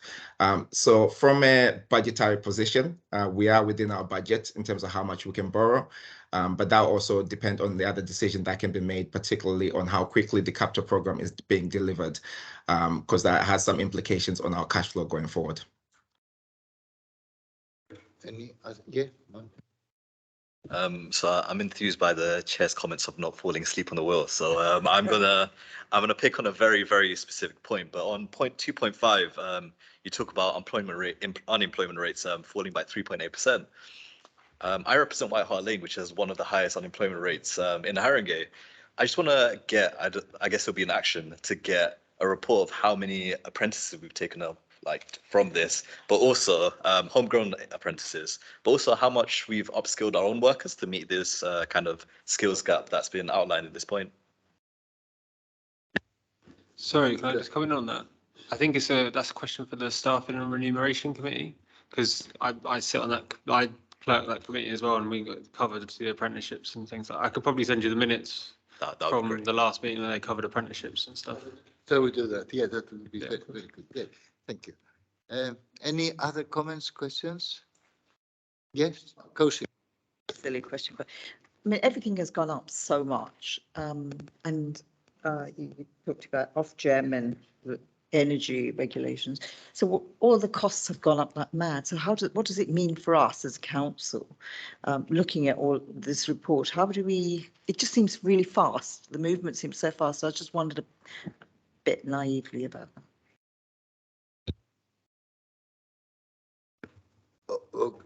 Tim, you want to comment on that one? Yes, I think in terms of the content that's been presented in this report, this is specifically to the Treasury and the Treasury management of the function. There will be other areas within the council that probably experience other cost pressures, and that might show up in terms of how we manage our cash flows. But this particular movement that we've seen in terms of the cost of borrowing becoming more expensive is really been driven by inflation and central banks being desperate to sort of try and bring that inflation down. As we saw, I think there's a number that came out earlier this week where inflation seems to be slowing down, although that's mainly been impacted by the price of fuel reducing. It's still unclear whether their actions have gone far enough or whether they need to do it even more. So I think from our perspective, we feel there is no need for us to rush and borrow at these levels, but we do appreciate that going forward, if inflation stays higher, the central banks are going to raise rates at an even higher rate. And then that environment might prove to be a bit more challenging for us as an authority. But those are discussions that are being held with different services in different parts of the council in terms of what the actual cost implications are going to be on the council as a whole. Can I just add to that something that I think councillors would find helpful? When we are preparing our financial strategy, medium-term financial strategy, we take on board what are the likely capital resources we'll spend, what money we'll borrow, all that kind of thing. And as a rule of thumb, we use something the last few years, around 5.5% per annum of what we spend on capital is what it would be the impact, the loan charges, if you like, for paying the interest and repaying the capital, over the period of time, on our base budget, our revenue budget. So if we borrow or if we spend £10 million on something, that means for the next so many years, 20, 30, 40, we have to fund £550,000 extra every year from our base budget. That means we have to make cuts, means 500,000 cuts more than otherwise. Just put it a bit in perspective. The problem now is that if the rates or the interest rates double, let's say, over the next 2 years, the money we will borrow in next year, the year after, could be not 550, but it would be 1 million, for example, that kind of thing.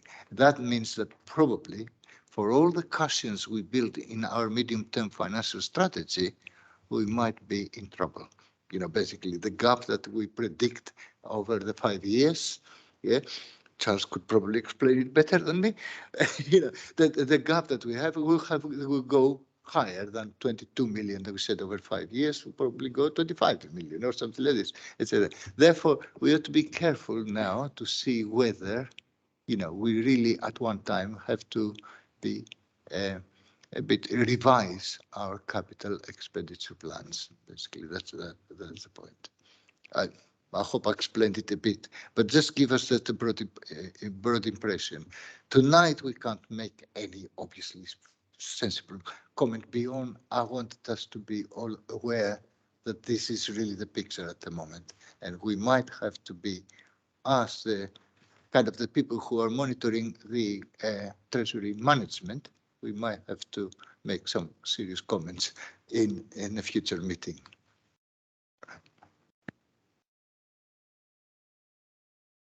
Thank you very much, team. Did you want to add anything before? No, no, Councillor. Yeah, there was nothing further for me to add. Yeah, thank you. Thank you very much. Okay. The agenda as it was. So we've got item 8, internal audit progress report. Yeah, Mines, if you introduce again yourself. Internal audit progress report, pages 21 to 30. Yeah. Thank you, Chair. So my name is Minesh Jani. I'm the head of audit and risk management. I've got 4 papers. Before I start with my papers, can I just do a quick introduction of a couple of people who are on Teams? Chair, you asked me to invite the audit manager from Mazars, who are the internal auditors. So I think Mark Chalkley is on Teams. Right. I think you might be on mute, Mark. That might help. I've just unmuted. Yeah, evening committee. Nice to see you all. Perfect. And my deputy, Vanessa Bateman, she's also, I think, on call, just by way of quick introductions. Good evening, all. You can see she's a fraud officer. You can see why. Good evening, all indeed. So my first paper is the internal audit progress report. This is a usual paper that you get from me, which updates this committee on the work that internal audit have done. This paper goes up to the period of June, and in that period, there were 3 pieces of audits that were finalised. I'm pleased to say that the first, admission and school place planning, received the highest level of assurance that we give, which is substantial. And the other 2, council tax and business rates, received adequate level of assurance. For council tax and business rates, the assurance could have been higher had it been for one key area of weakness in the system. Business rates exemptions can be granted, and one of the controls that the auditors wish to see was visits being carried out at the establishments to establish whether, if someone claimed for the property to be empty, then that was the case. That isn't happening at the moment, so we've recommended that that's put in place. And for council tax, a similar issue. People are able to claim discounts, exemptions, and as an authority, we try to make sure that where people make a claim, we're not asking for information onerously. But actually, I think there's a bit more work we can do to just make sure that we can validate when people claim for an exemption. So essentially, there were the two reasons why the two areas were given adequate levels of assurance. There is an attachment to your report from Mazars, and what that's intended to show is, in addition to the reports that have been finalised, the work that's in progress. So you'll see that there are 3 reports which are at draft report stage, and there are 9 others which were at field work stage where audits are ongoing. And the reason for highlighting those now is because there is an expectation that those audits will come to you as final reports in the fullness of time. One of the key indicators for this committee is around the delivery of the audit plan. I'm pleased to report that for the first quarter, we were able to deliver 90 days out of the 840 days that we have on the plan.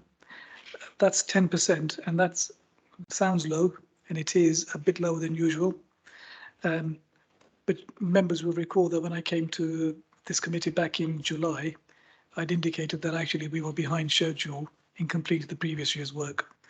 I'm pleased to say that we've actually caught up with all of that, but that has meant that there's a small gap in terms of where we want it to be. The other thing to note is that the audit plan is generally back-ended. More audits get done in the 3rd and 4th quarter than they do in the 1st and 2nd, because a lot of the key financial systems, the auditors wish to test the transactions that have happened previously in the year. So they will naturally audit those later in the year. I'm not worried about the delivery of the audit plan. I think that's the word I'd like to sort of reassure you on. I think that's what I'm going to say on this particular paper, Chair, Committee, if there's any questions. Up on that one, questions, just to clarify very quickly. So the changes, sorry. Okay, you stick to that one. Okay, can I just open it up to any questions people may have? Yeah. A very simple question about page 26, if I may. You mentioned that there's an audit at fieldwork stage into South Haringey School. This is a school in my ward. I'm just curious to know what the audit is looking into and what the timeline is for this audit. So for all schools audits, actually, let me step back. For Haringey schools, we generally carry out an audit of each school every 4 years. When we do an audit, there are 8 or 9 specific areas we look at, and they include things like financial management, financial control, areas around delivery of meals, accounting for income, procurement, expenditure, accounting. So there is a program which I'm happy to share with you if you find that's helpful. The point of these audits is essentially to make sure that basic financial control systems are in place. In terms of timeline, I wouldn't be able to tell you exactly where we are with this audit, but I can certainly find out for you and let you know.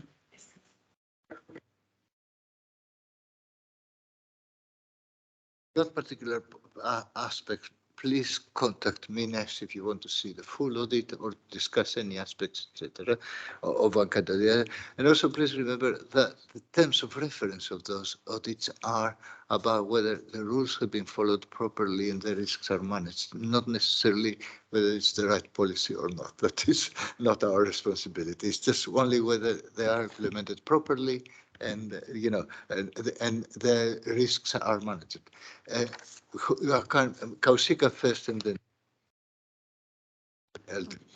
I just wanted to congratulate admissions and school place planning for doing this. It's really nice to see, and it's nice that the children will get, hopefully, the school they're looking for and parents are properly supported. Can I just ask about a completely separate thing, looking at your list of future audits, please? And I don't know whether to raise it here or whether I can raise it later on, but I was keen for us to do an audit on an aspect of Homes for Haringey, or what used to be Homes for Haringey.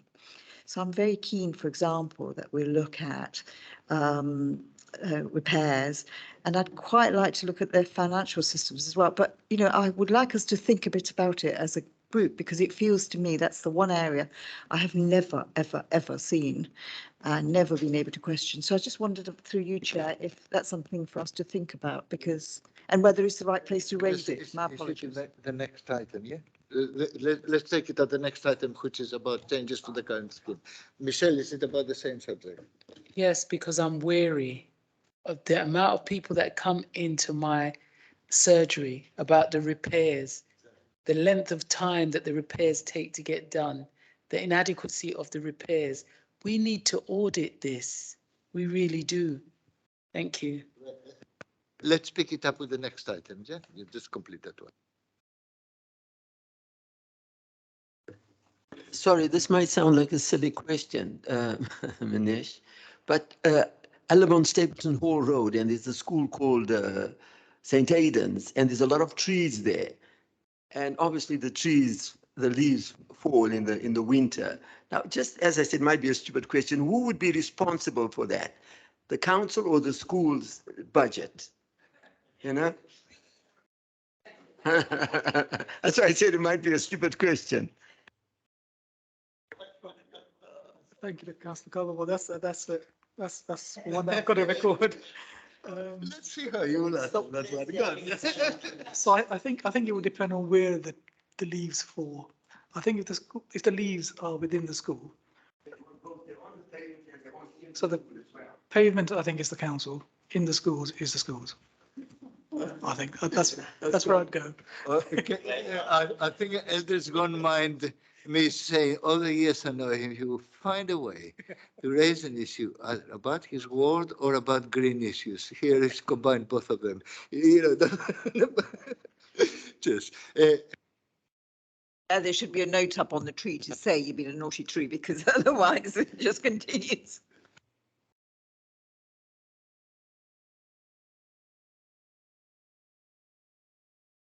Next. Thank you, Chair. So members have already got this on site. So this is an update on the audit plan. Just a very quick background. So in terms of the audit plan, before the start of each year, each financial year, I bring a paper to you which sets out what the audit activities are going to be for the subsequent year. And that happened on the 10th of March. But at that meeting, I recognised that Homes for Haringey was going to be coming into the council. And at that point, I couldn't determine precisely where the audit activity ought to be. So I promised this committee that I would make an allowance for some days, 70 days, which would then be allocated to key parts of Homes for Haringey once those services came back into the council, and once I had an opportunity to assess where the risks were and where to prioritise that resource. This paper seeks to do that. So what you have is an analysis, and that's shown at Appendix A, where we've been talking to management, and there's been a lot of consultation with management to try to understand where the risk areas are. And you'll see that there are 7 areas specifically identified within Homes for Haringey, which we'd like to audit this year. If I can just turn to page, sorry, just give me 1 second. I think it's over 2 pages actually. Yes, page 35 of your pack.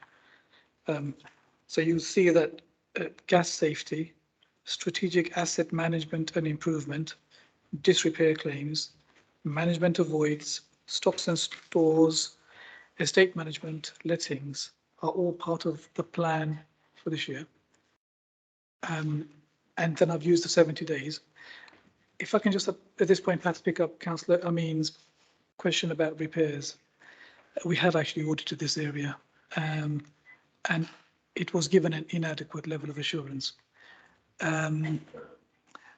So by way, again, just a very quick background, we carried out audits at Homes for Haringey when it existed, and this formed part of the plan for last year. What we intend to do is follow up on the recommendations, and if it's helpful, I can bring a paper to the next meeting in November, which sets out all the recommendations that we'd raised for Homes for Haringey as it was, and the status of those now, to see if those key actions have been implemented. But certainly your point, I agree, based on the audit that was done, that there were some gaps, significant gaps in the way we manage our repairs function. One of the things I was concerned about is the use of contractors, which I understand. I mean, I want things repaired, but I know that residents often say that the contractor comes, he has a look, and then he says, oh, I need to get A, B, C, D or whatever, and then he goes away. So that's the first visit. Then the second time he comes, he says, I bought this, but I didn't realize he also needed this. So then he stays again, and then he goes off. Then the contractor says, oh no, I need, there's this as well. Do you know, sometimes they take 4 or 5 visits to do a piece of work. So I'm just interested in whether each visit is an income generating visit. Yes. And I'm a little bit anxious about it. So I look at your thing and I'm interested and I'm glad you're doing it, but I'd quite like us to look at their contracts on repairs, because I think that's where the gap is. I think that's where the management, poor management. And in fact, this afternoon I heard a call from a lady who has got water coming down her, and when she was moved in, it was just lovely. She said it was all painted nicely. Now it's mold, full of water on the carpet. She's written to David Lammy, she's written to me, you name it, and I write to somebody else, but it's not getting sorted. And my apologies. I think it's yours. Okay, my apologies. But the thing that's happening, I think, is that the contractors come and another one comes and then another one. And my fear is that one repair probably costs us quite a small fortune. And I don't know, I'm asking very naively, I'm trying to work out how best they manage these repairs and who does it and how do they manage whether it's been done the first time round. Why isn't it done first time round? Who's checking up on the repair being completed properly? And we had a walk around on Stella House, and one of the things I noticed is that almost nothing is checked. The windows, the shutters have been put upside down, and they were all finished and it's all been signed off. And you're looking at it thinking, excuse me, but you know, the shutter, but it's all been signed off. It's all the kind of mess within all of that. That's for me, that's of interest. I'm sorry it's been so long-winded, but I really would like to look at that, please. Do you want to respond to that? Thank you. That's really useful information. I mean, I think your point about there being an effective repairs function is of course what it should be. That starts at the beginning, or when a repair request comes through. How we identify what needs to be done, spec it, get the operative out, and we have an in-house team as well as external consultants. So there's a decision about who's best to do that work, how that gets out, how do we check that the work has been done as we would wish it to be, and it's the work that we wanted to do and not something else. If there's any variation, how that variation is assessed and dealt with, finally to how the payment is then made, is an integral part of the repairs function. This is all part of so what we call responsive repair audit. And like I say, we know there are gaps. We know the systems aren't working. I'm like I say, look, if it's helpful, I can also share the summary that was presented to the Homes for Haringey Audit Committee, which has the key findings. Sorry, Benita, do you want to come in? Yes, Chair, thank you very much. Just a couple of quick points. The first one is just to correct the record. A comment was made earlier by Minesh in relation to Homes for Haringey having ceased to exist. As you all know, on the 1st of June, the council did insource the housing function. However, Homes for Haringey does continue to exist, but in a very modified form, solely for the purpose of managing private sector leases for the purposes of temporary accommodation. And the second point is just that I have, you know, I just wanted to inform members that, as you would no doubt expect, both Councillor Carlin, David Joyce, Judith Page are very alive to the issues around disrepair, and I have been in discussions with them, so I do know that they are actively looking at all these issues with a view to making sure that they are resolved. Thank you very much. And I know the cabinet member is active, and I'm glad she is actually. And she's, she's pushing and pulling together information. But I think we also have a role, and I'm a bit mindful that we shouldn't be pushed out of what that's our job really. And I think it's important we do the bit that's relevant to us as a committee, and so I just think it's a good general point, and generally we found out that it is useful to follow up after you completed the audits, etc. And because so often they get forgotten afterwards, that kind of thing, and never get implemented in the end, and that kind of thing. So by following up, we get there. Erdal. Oh, sorry, Chair. I think Benita wanted to come back on that point. Okay, Benita. Yes, sorry, Chair. Thank you very much. I just wanted to say that members might be aware that a report went to Cabinet in July dealing with the issues around the insourcing of Homes for Haringey and looking at topics such as future resident engagement.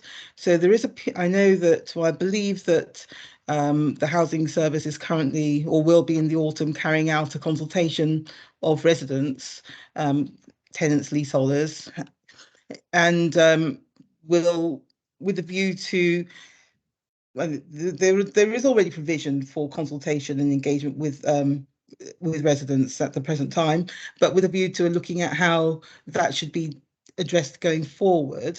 So there have been discussions around how issues that would be of concern to members, including audit, health and safety, disrepair, how those matters should be dealt with through members. So I just wanted to let members know that that piece of work is ongoing.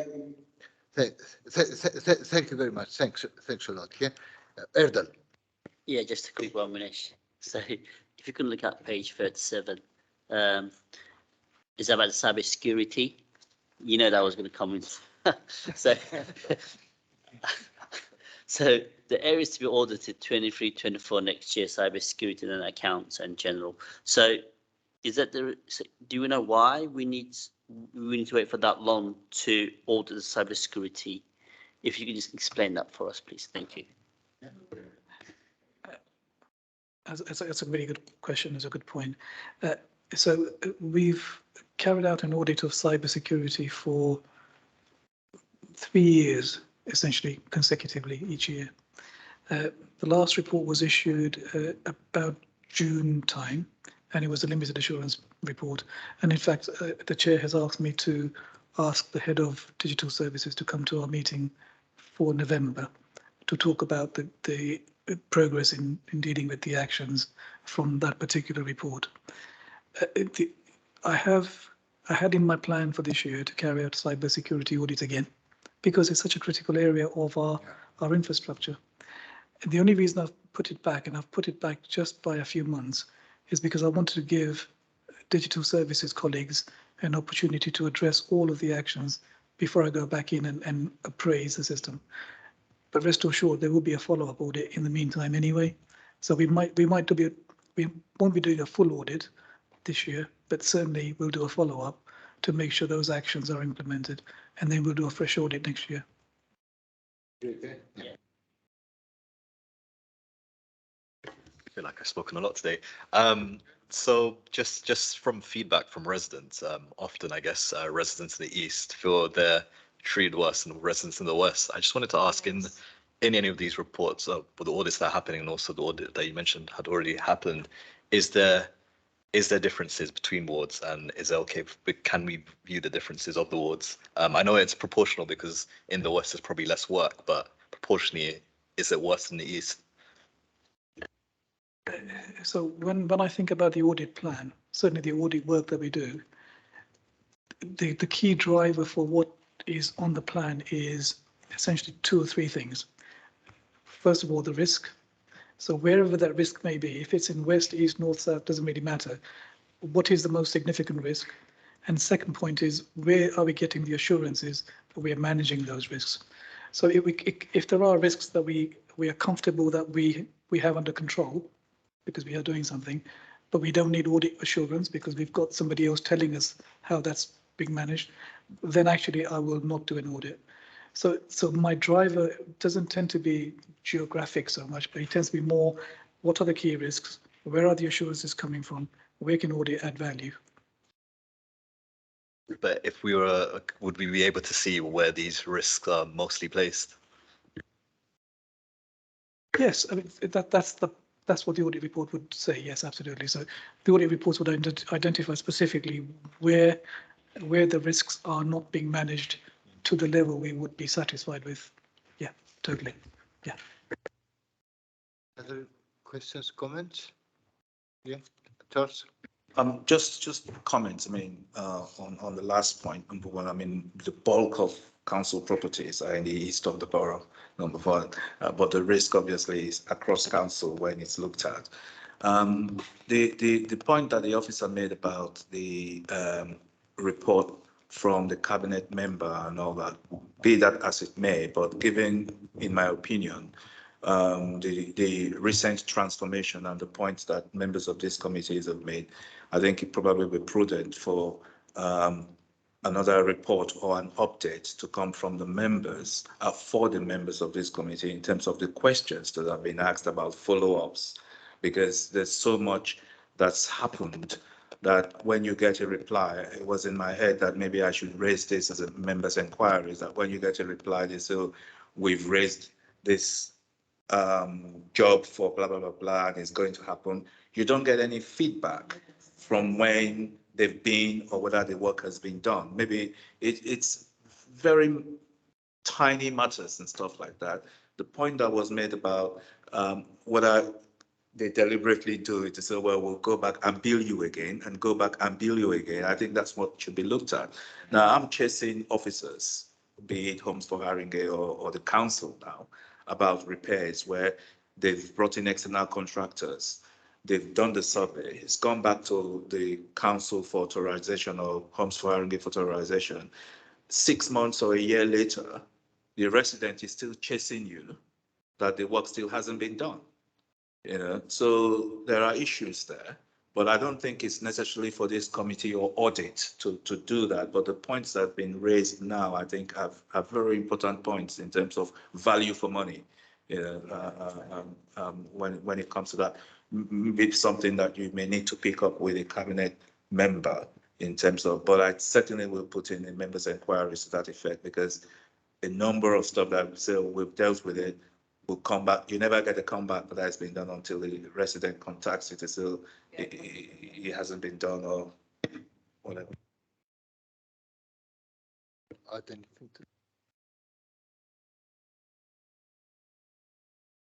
Yeah, and if I may just add quickly, there are a lot of contacts that should be dealt with through all the, you know, online raise an issue with the council or ask directly the council and so on.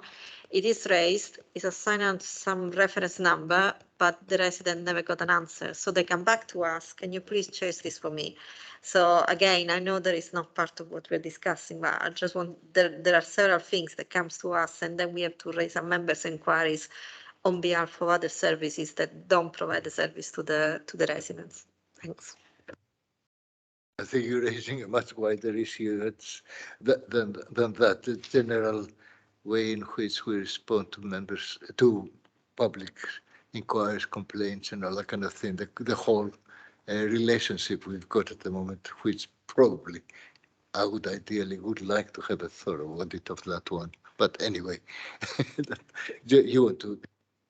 That's it's a timely suggestion, Councillor Vazetti and Councillor. Like it is, we have an audit on the plan which is called Customer Pathway Arrangements, and what this audit was going to do was to take a service, and I think we've identified one from this meeting, and see how, from the customer's point of view, how that journey of asking for something leads to an outcome. It feels to me like I think repairs might be one of the areas we could look at to see from a customer's perspective, when they raise a job, what actually happens and where does that end up? So that's an audit of the plan.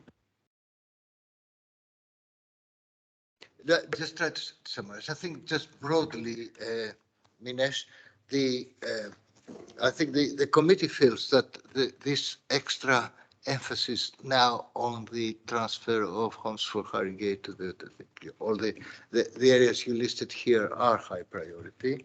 I think we would like to have this context paper that you mentioned with listing all the previous audits we've done on this particular field together and progress made on them as a general thing. So please, we have that, as well done.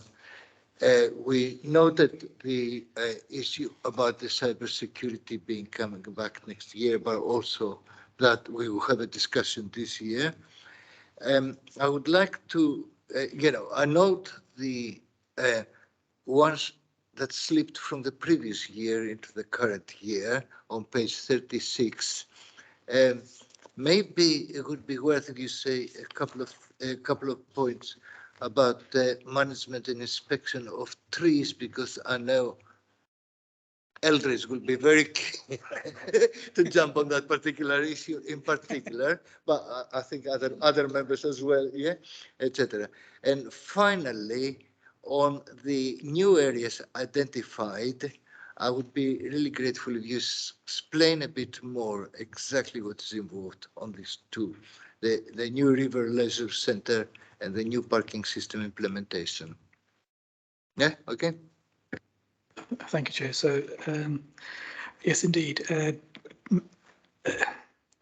The council spends considerable sums of money every year responding to claims from people whose properties are damaged by our trees. These are not small sums. You could easily get, on the extreme, claim from a property that could cost hundreds of thousands, because essentially you'd have to underpin the property. And what tends to happen here is the claimant initially holds the council negligent for not maintaining and managing its trees. So this audit was put on the plan last year and is going to be finished this year, with a view to determining whether our arrangements and our way of managing our trees mean that we are able to defend such claims and we can manage our trees as best as is possible to a level where those claims are reduced or actually got rid of altogether. So that's what that audit is trying to do. Because I manage the insurance team, I see the other side of the coin as well, which is the distress that it causes to other people and how passionate people are about trees and maintaining and managing and keeping our trees. And I get that too. I totally understand that. And there is quite a significant conflict between how we keep trees because of all the value that they provide to us, but manage them in a way that doesn't damage or lead to claims. And all these claims are based on legal cases. So essentially, when we get a claim, we have to follow the same precedent and make the same assessment. So that's the point of the audit, is trying to get that understanding right. And any comments?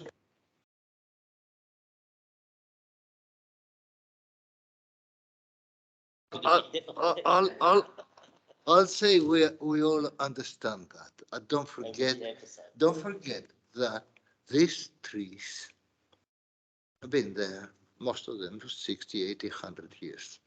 All right, we had these issues again and again and again. I don't know what's special this year, suddenly, or last year, that suddenly we are going that. And some of the figures, I would like to see evidence about the 400,000 or the 200,000 pounds to do some root surgery and all that kind of thing on one tree in your ward. Yeah, that kind of thing. Don't forget, there are the mature trees. That we got a manifesto commitment that we will protect, we increase, but these are the ones that, it would take 100 years to get back a tree that we cut, like the plane tree on your ward, etc. Therefore, I would like us to be very, very careful about that. It's not used as a excuse. I also understand it is more a national issue because of insurance companies going overboard on those things. And probably we ought to be involved separately from that. This is establishing the facts here. Separate from that, with some campaigning for government legislation and government protection and how to deal with the insurance companies. But there's no doubt that that is a useful auditor. I think we would like to see the outcome of that one. Yeah. The parking system, the new River Leicester Centre and the parking system. Yep. Just a very quick word on both of those. So the new River Leisure Centre was assigned nil assurance when we last audited it. And I think I brought a paper to the July committee with a number of very significant gaps in how we manage that centre. So this audit's been put in to carry out a review of that centre again to establish whether the controls that we would wish to see are in place now and to give reassurance to this committee and the council. And the new parking system, so the new parking system has been implemented. I've been asked by management of that service to come in and review the system to make sure that it's got all the key controls in place. I think underlying that request is that I don't think all the key controls are in place yet. There have been some significant teething issues. So I think this audit will be quite interesting to look at the holistic review, to carry out a holistic review of the parking operations and see if we can identify whether key controls are operating or not. Again, any comments, any questions? I hope that with this last one in particular, that we find a way that people can get through the bloody Ringo and sometimes not get cut out and not being able to use the parking system. We lose money as well from it, but also there is the issue of the digital exclusion of a lot of people, etc. So make sure that we get it right. On the new River Leisure Centre, I wonder what that would offer, that particular audit, but okay, if it's been requested by management, let's see what will come. Certainly things don't work very well in that particular area. The complaints that we get are too many. How much of it is got to do with failures of the systems there and how much with the original contract or whatever, but I don't know. But I think I would suggest that we're taking everything into account. We note the report. I think I haven't had any disagreement with what's proposed here for the additions. Okay. We are, I assume that nobody, your question about the cyber security is answered reasonably well about the issues that have been delayed or just taken out from the current year. Okay, so with that we agree the report. Thank you. Now the next report, Ines. Sorry. Oh, sorry, Eldridge. Sorry, just a quick question to Manish. Now, the Parkland Walk is not surrounded, or the trees are not any danger to the homes. Why have they cut trees in the Parkland Walk, along the Parkland Walk? That one I can't answer. I'm sorry. I'd have to ask somebody else to come back to you with that. From the parks management. Yeah. Okay.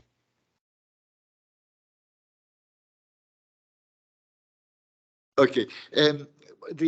Just very quickly, the internal audit plan is the next report. We've just done that.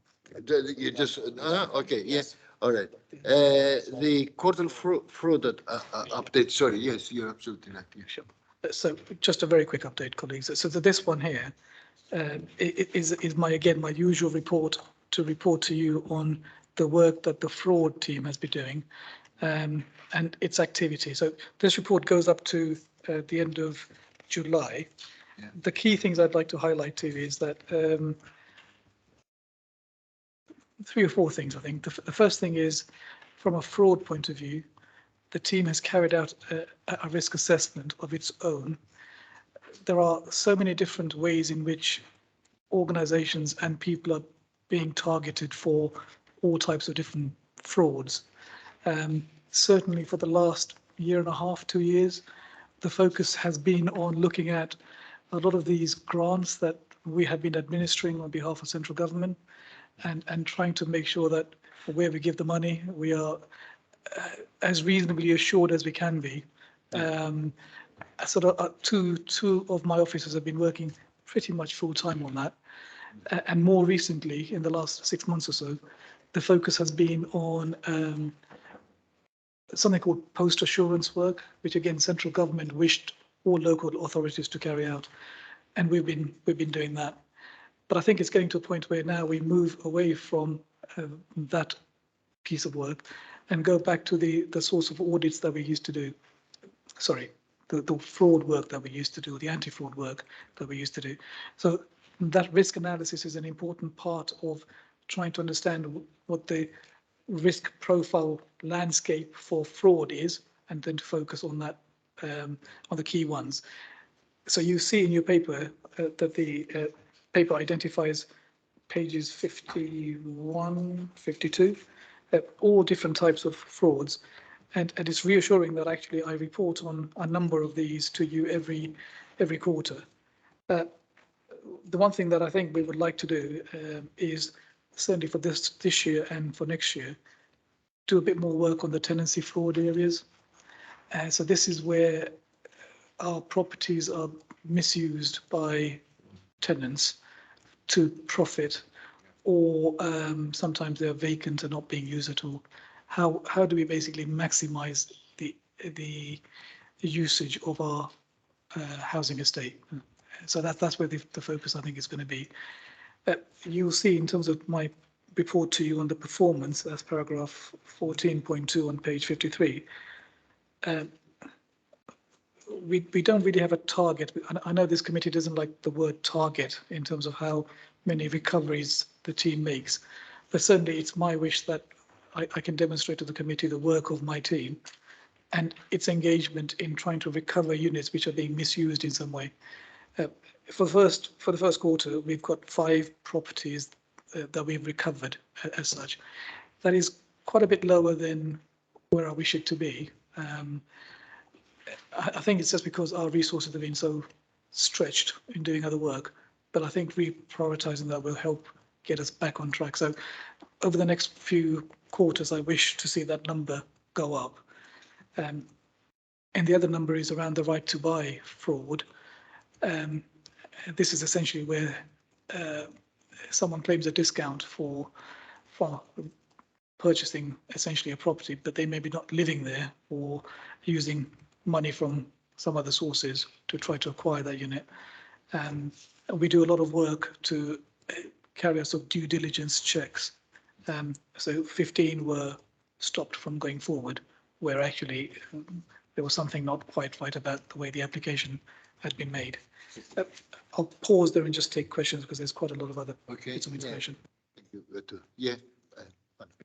I wanted to ask about the anti-bribery policy. I don't know if you want to wait until you come to it, or if we can ask that question now. I can take the question now. Sure. So it's on page 90. The policy says that under the public contracts regulations, a company that is convicted of failing to prevent bribery is not automatically barred from participating in tenders for public contracts. But the council has discretion to exclude organisations who are convicted of this offence. Could you tell us how the council exercises this discretion? So we heard earlier in our session some of the issues around how we procure, just generally. Where we procure over £160,000, which essentially is classed as the limit for us to tender, the strategic property team have a lot more oversight and engagement. So I think at that level, there is more of an opportunity oversight of the contractors that are bidding, and for identifying those contractors as to whether we are happy to work with them. Where the contracts are smaller, I think the level of oversight is not at a level where we can actually identify companies and whether there's any malpractice as such behind them. We don't want to work with contractors that have been found to be corrupt in their practice by bribing other people. Clearly, we don't want that to be the case. But I'm not confident yet that our systems are robust enough to identify that in every single instance. I think we would know about quite a few of those, but I think for the smaller procurement activity, we might not pick that up.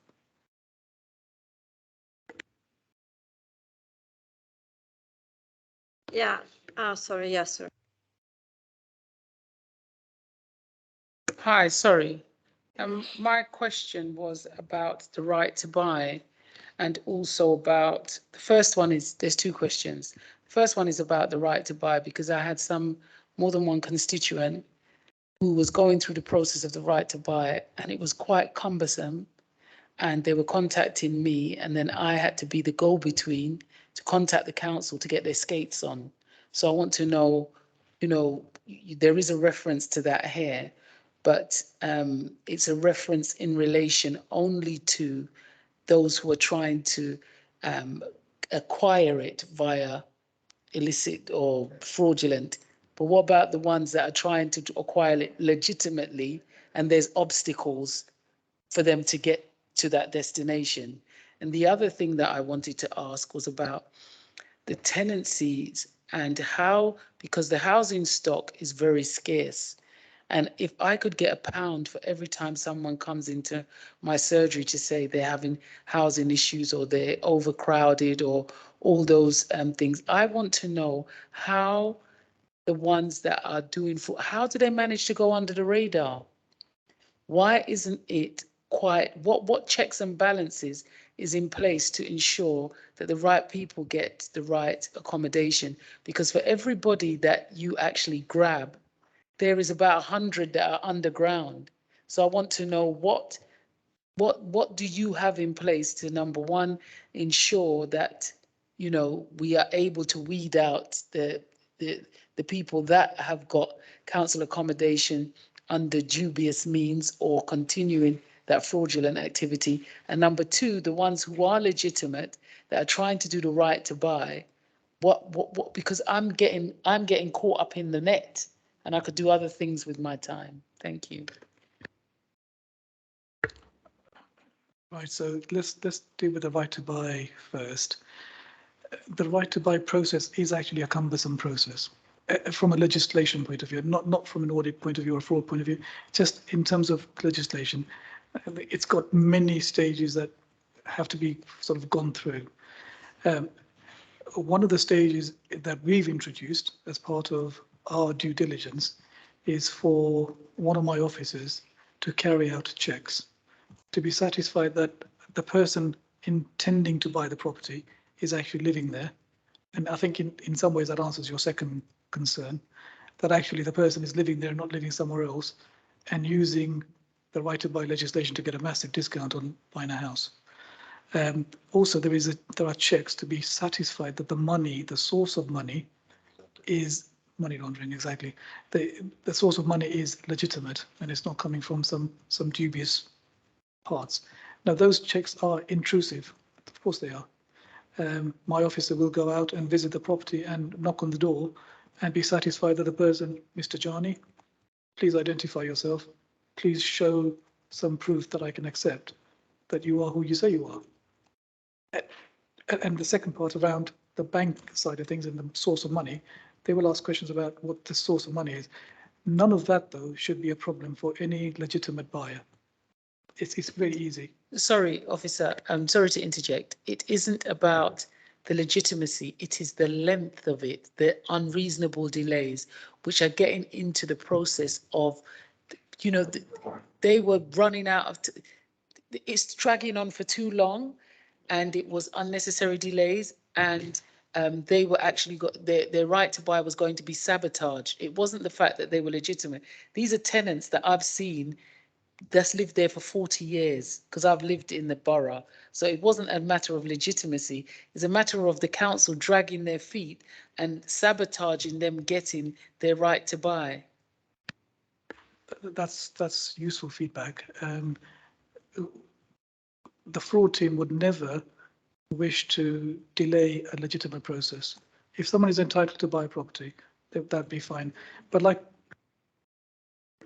but what I don't know in this particular case that you're referring to is where the delay was. I'm not sure whether that was in the due diligence or something else. The delay was in the legal department, and also there for exchanging contracts or something. I had to get involved on 2 separate occasions for them to push it along and then for it to get done. So what I'm saying is that the process is very good when it happens, but unfortunately on that occasion, that's one of the, and this is there's 2 separate issues that have come into my surgery for that.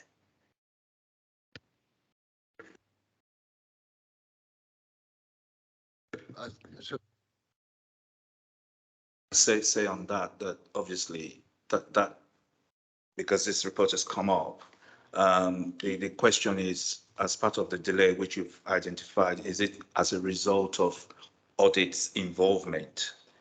Because that could delay the process, but in this case, you've identified it to be legal.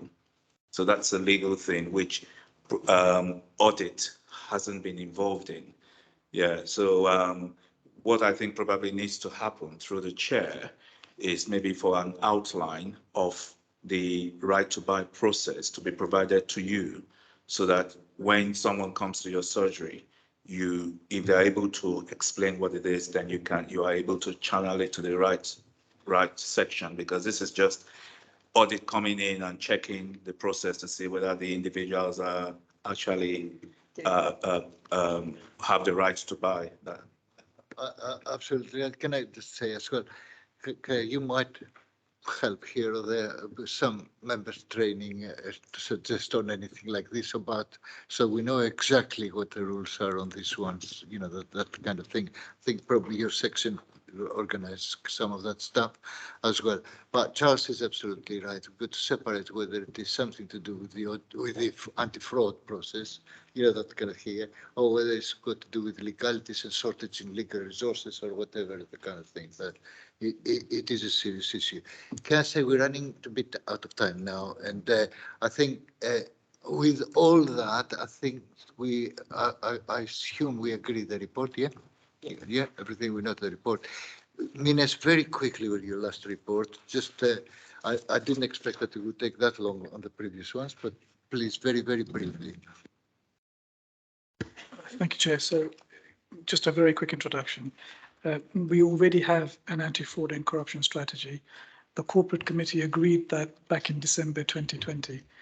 We've refreshed that strategy and made some changes, essentially to bring it in line with a document that CIPFA endorsed. It's called Fighting Fraud Locally. So we've included elements of that in the strategy. And what I've brought here is the updated strategy with the appendices for your endorsement. I don't know whether you had time to read it, but if there are any immediate comments or points, no?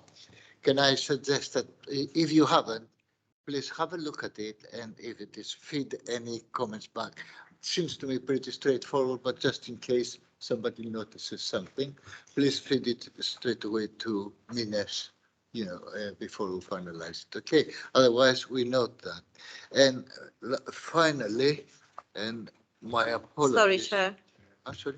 Yeah, sorry. Alessandra.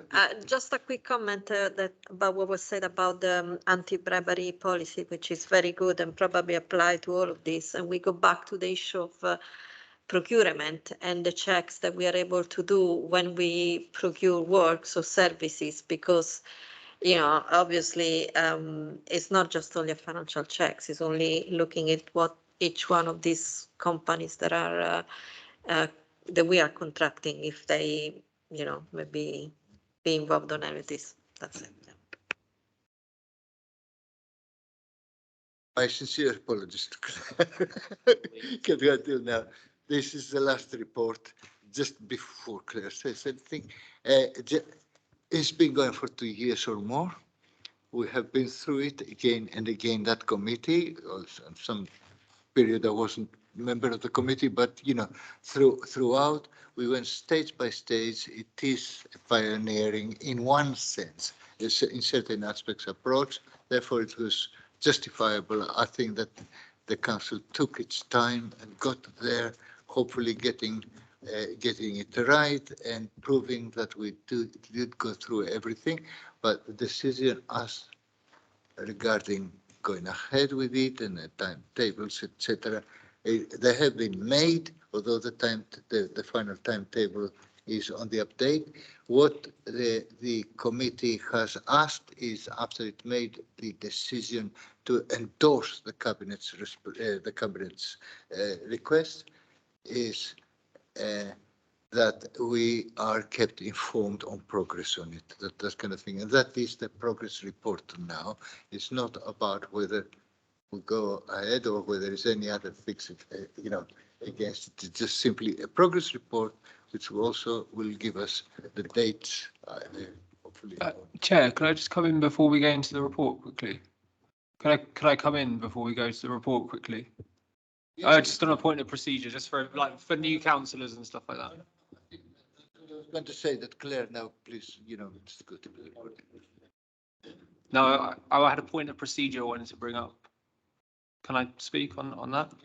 Yeah, so just for new councillors, I'm just going to read from the Constitution. About committee meetings. No meeting shall continue after 10 p.m. except the discussion of a specific item or case in hand at 10 p.m. may continue thereafter for the discretion of the chair of the meeting. I just thought I'd mention it just so we're all clear about the 10 p.m. cut-off. Yeah.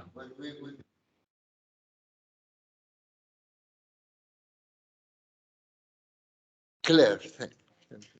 With Jack's words ringing in my ear, I will be very brief. My name is Claire McCarthy, for those of you that don't know me, and I'm the Assistant Director for Strategy, Communications and Collaboration.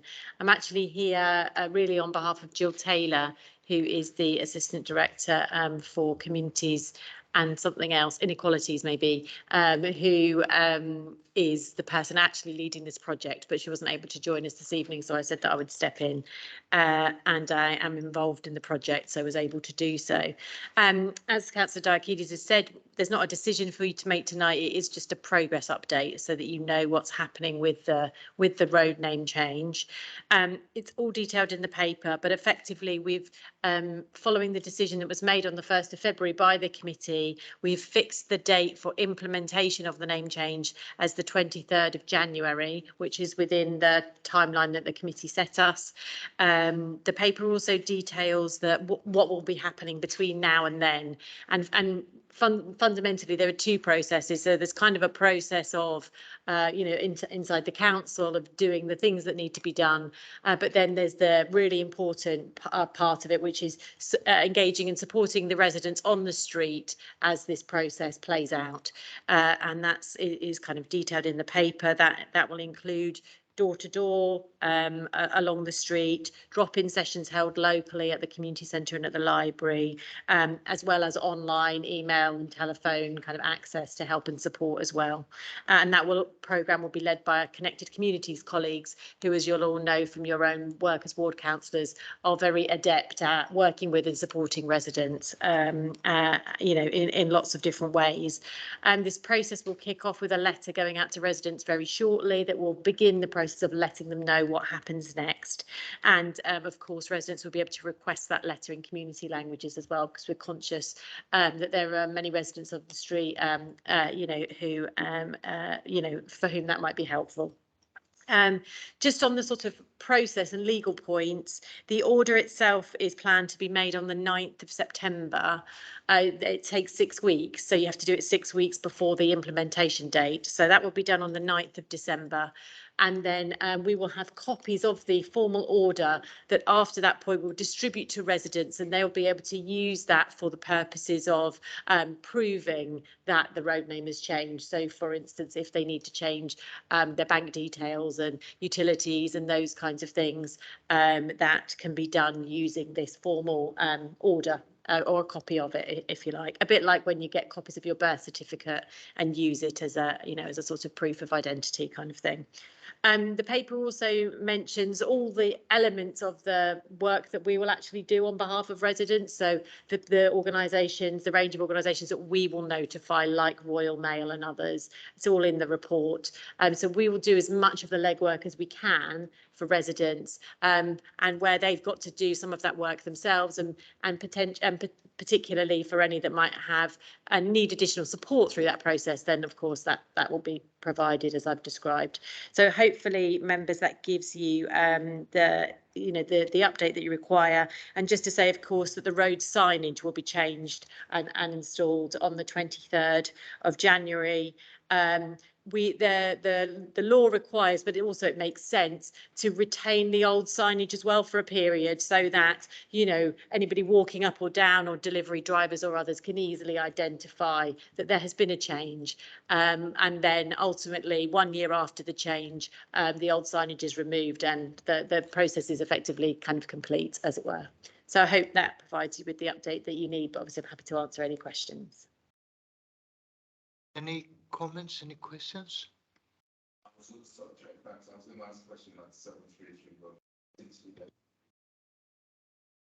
I said I was going to ask a question at 733, but because it's talking about the cabinet should approve the funding, how that relates to, given that it's going on already anyway. I would have thought maybe it's a topographical thing or just a legal speak.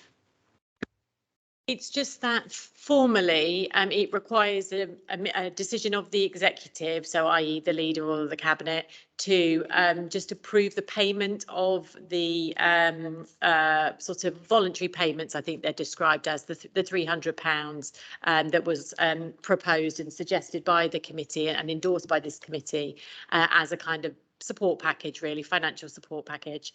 And that does require a formal decision of the cabinet member or the leader, and that would be undertaken in short order now, in order to facilitate the continuing process. If I've described that inaccurately in any way, I'm sure Benita will come in, but that's my understanding. Can I say that our role is just simply to approve or not approve the cabinet, if I put it that way, or the management's request for that. That's what's been. The committee puts certain conditions that, to make sure that certain things will be met. It had all the reports until now. So we say, okay, but the implementation now is with the cabinet, to decide to make the resources to implement it or whatever. Yeah. Thank you. No. Okay. Yes. Thank you, Chair, and thank you for the update. I'm very glad that this is progressing. I was going to ask the same question as Councillor Raji, but since I wasn't on the committee when this recommendation was made, I'm interested to know how you reached a decision that the figure of payment should be £300. Is it symbolic, or does this represent the expense that we expect residents will experience? The amount was an officer recommendation, so that was the amount that officers kind of in the round, recognising that actually there should be pretty minimal costs involved for most people, though it's right to recognise that actually every household is different, and so it's hard to put an exact number on it. That was sort of consideration number one. It's also worth noting that actually there's no actual requirement for any form of compensation or financial support, and I understand that some other local authorities where road names have changed haven't provided any support, but I think through our quite significant engagement with residents, there was concern that this would take some time and effort to do some of these administrative tasks, and that therefore it was sort of in recognition of all of that in the round that the figure of £300 was kind of arrived upon. As I say, it was the officer sort of recommendation, and the committee felt, I think, at the time in February that felt like about the right sort of figure, and so that's where it came from.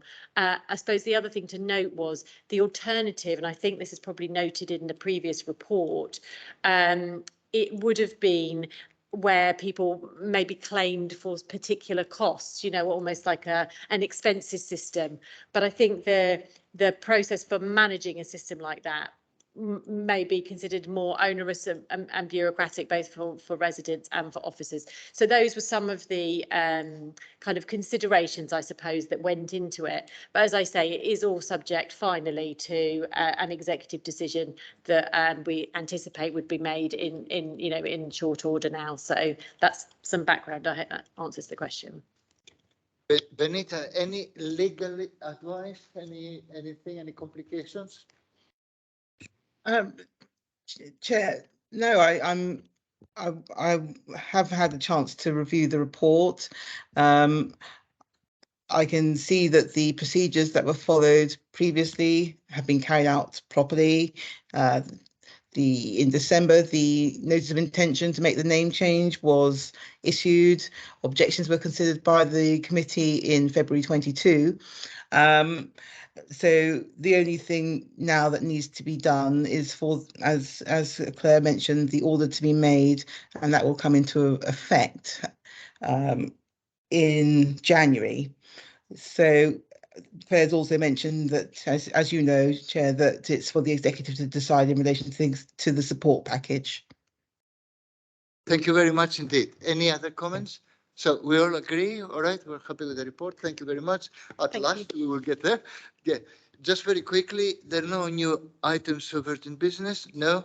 The dates of the future meetings, we note them.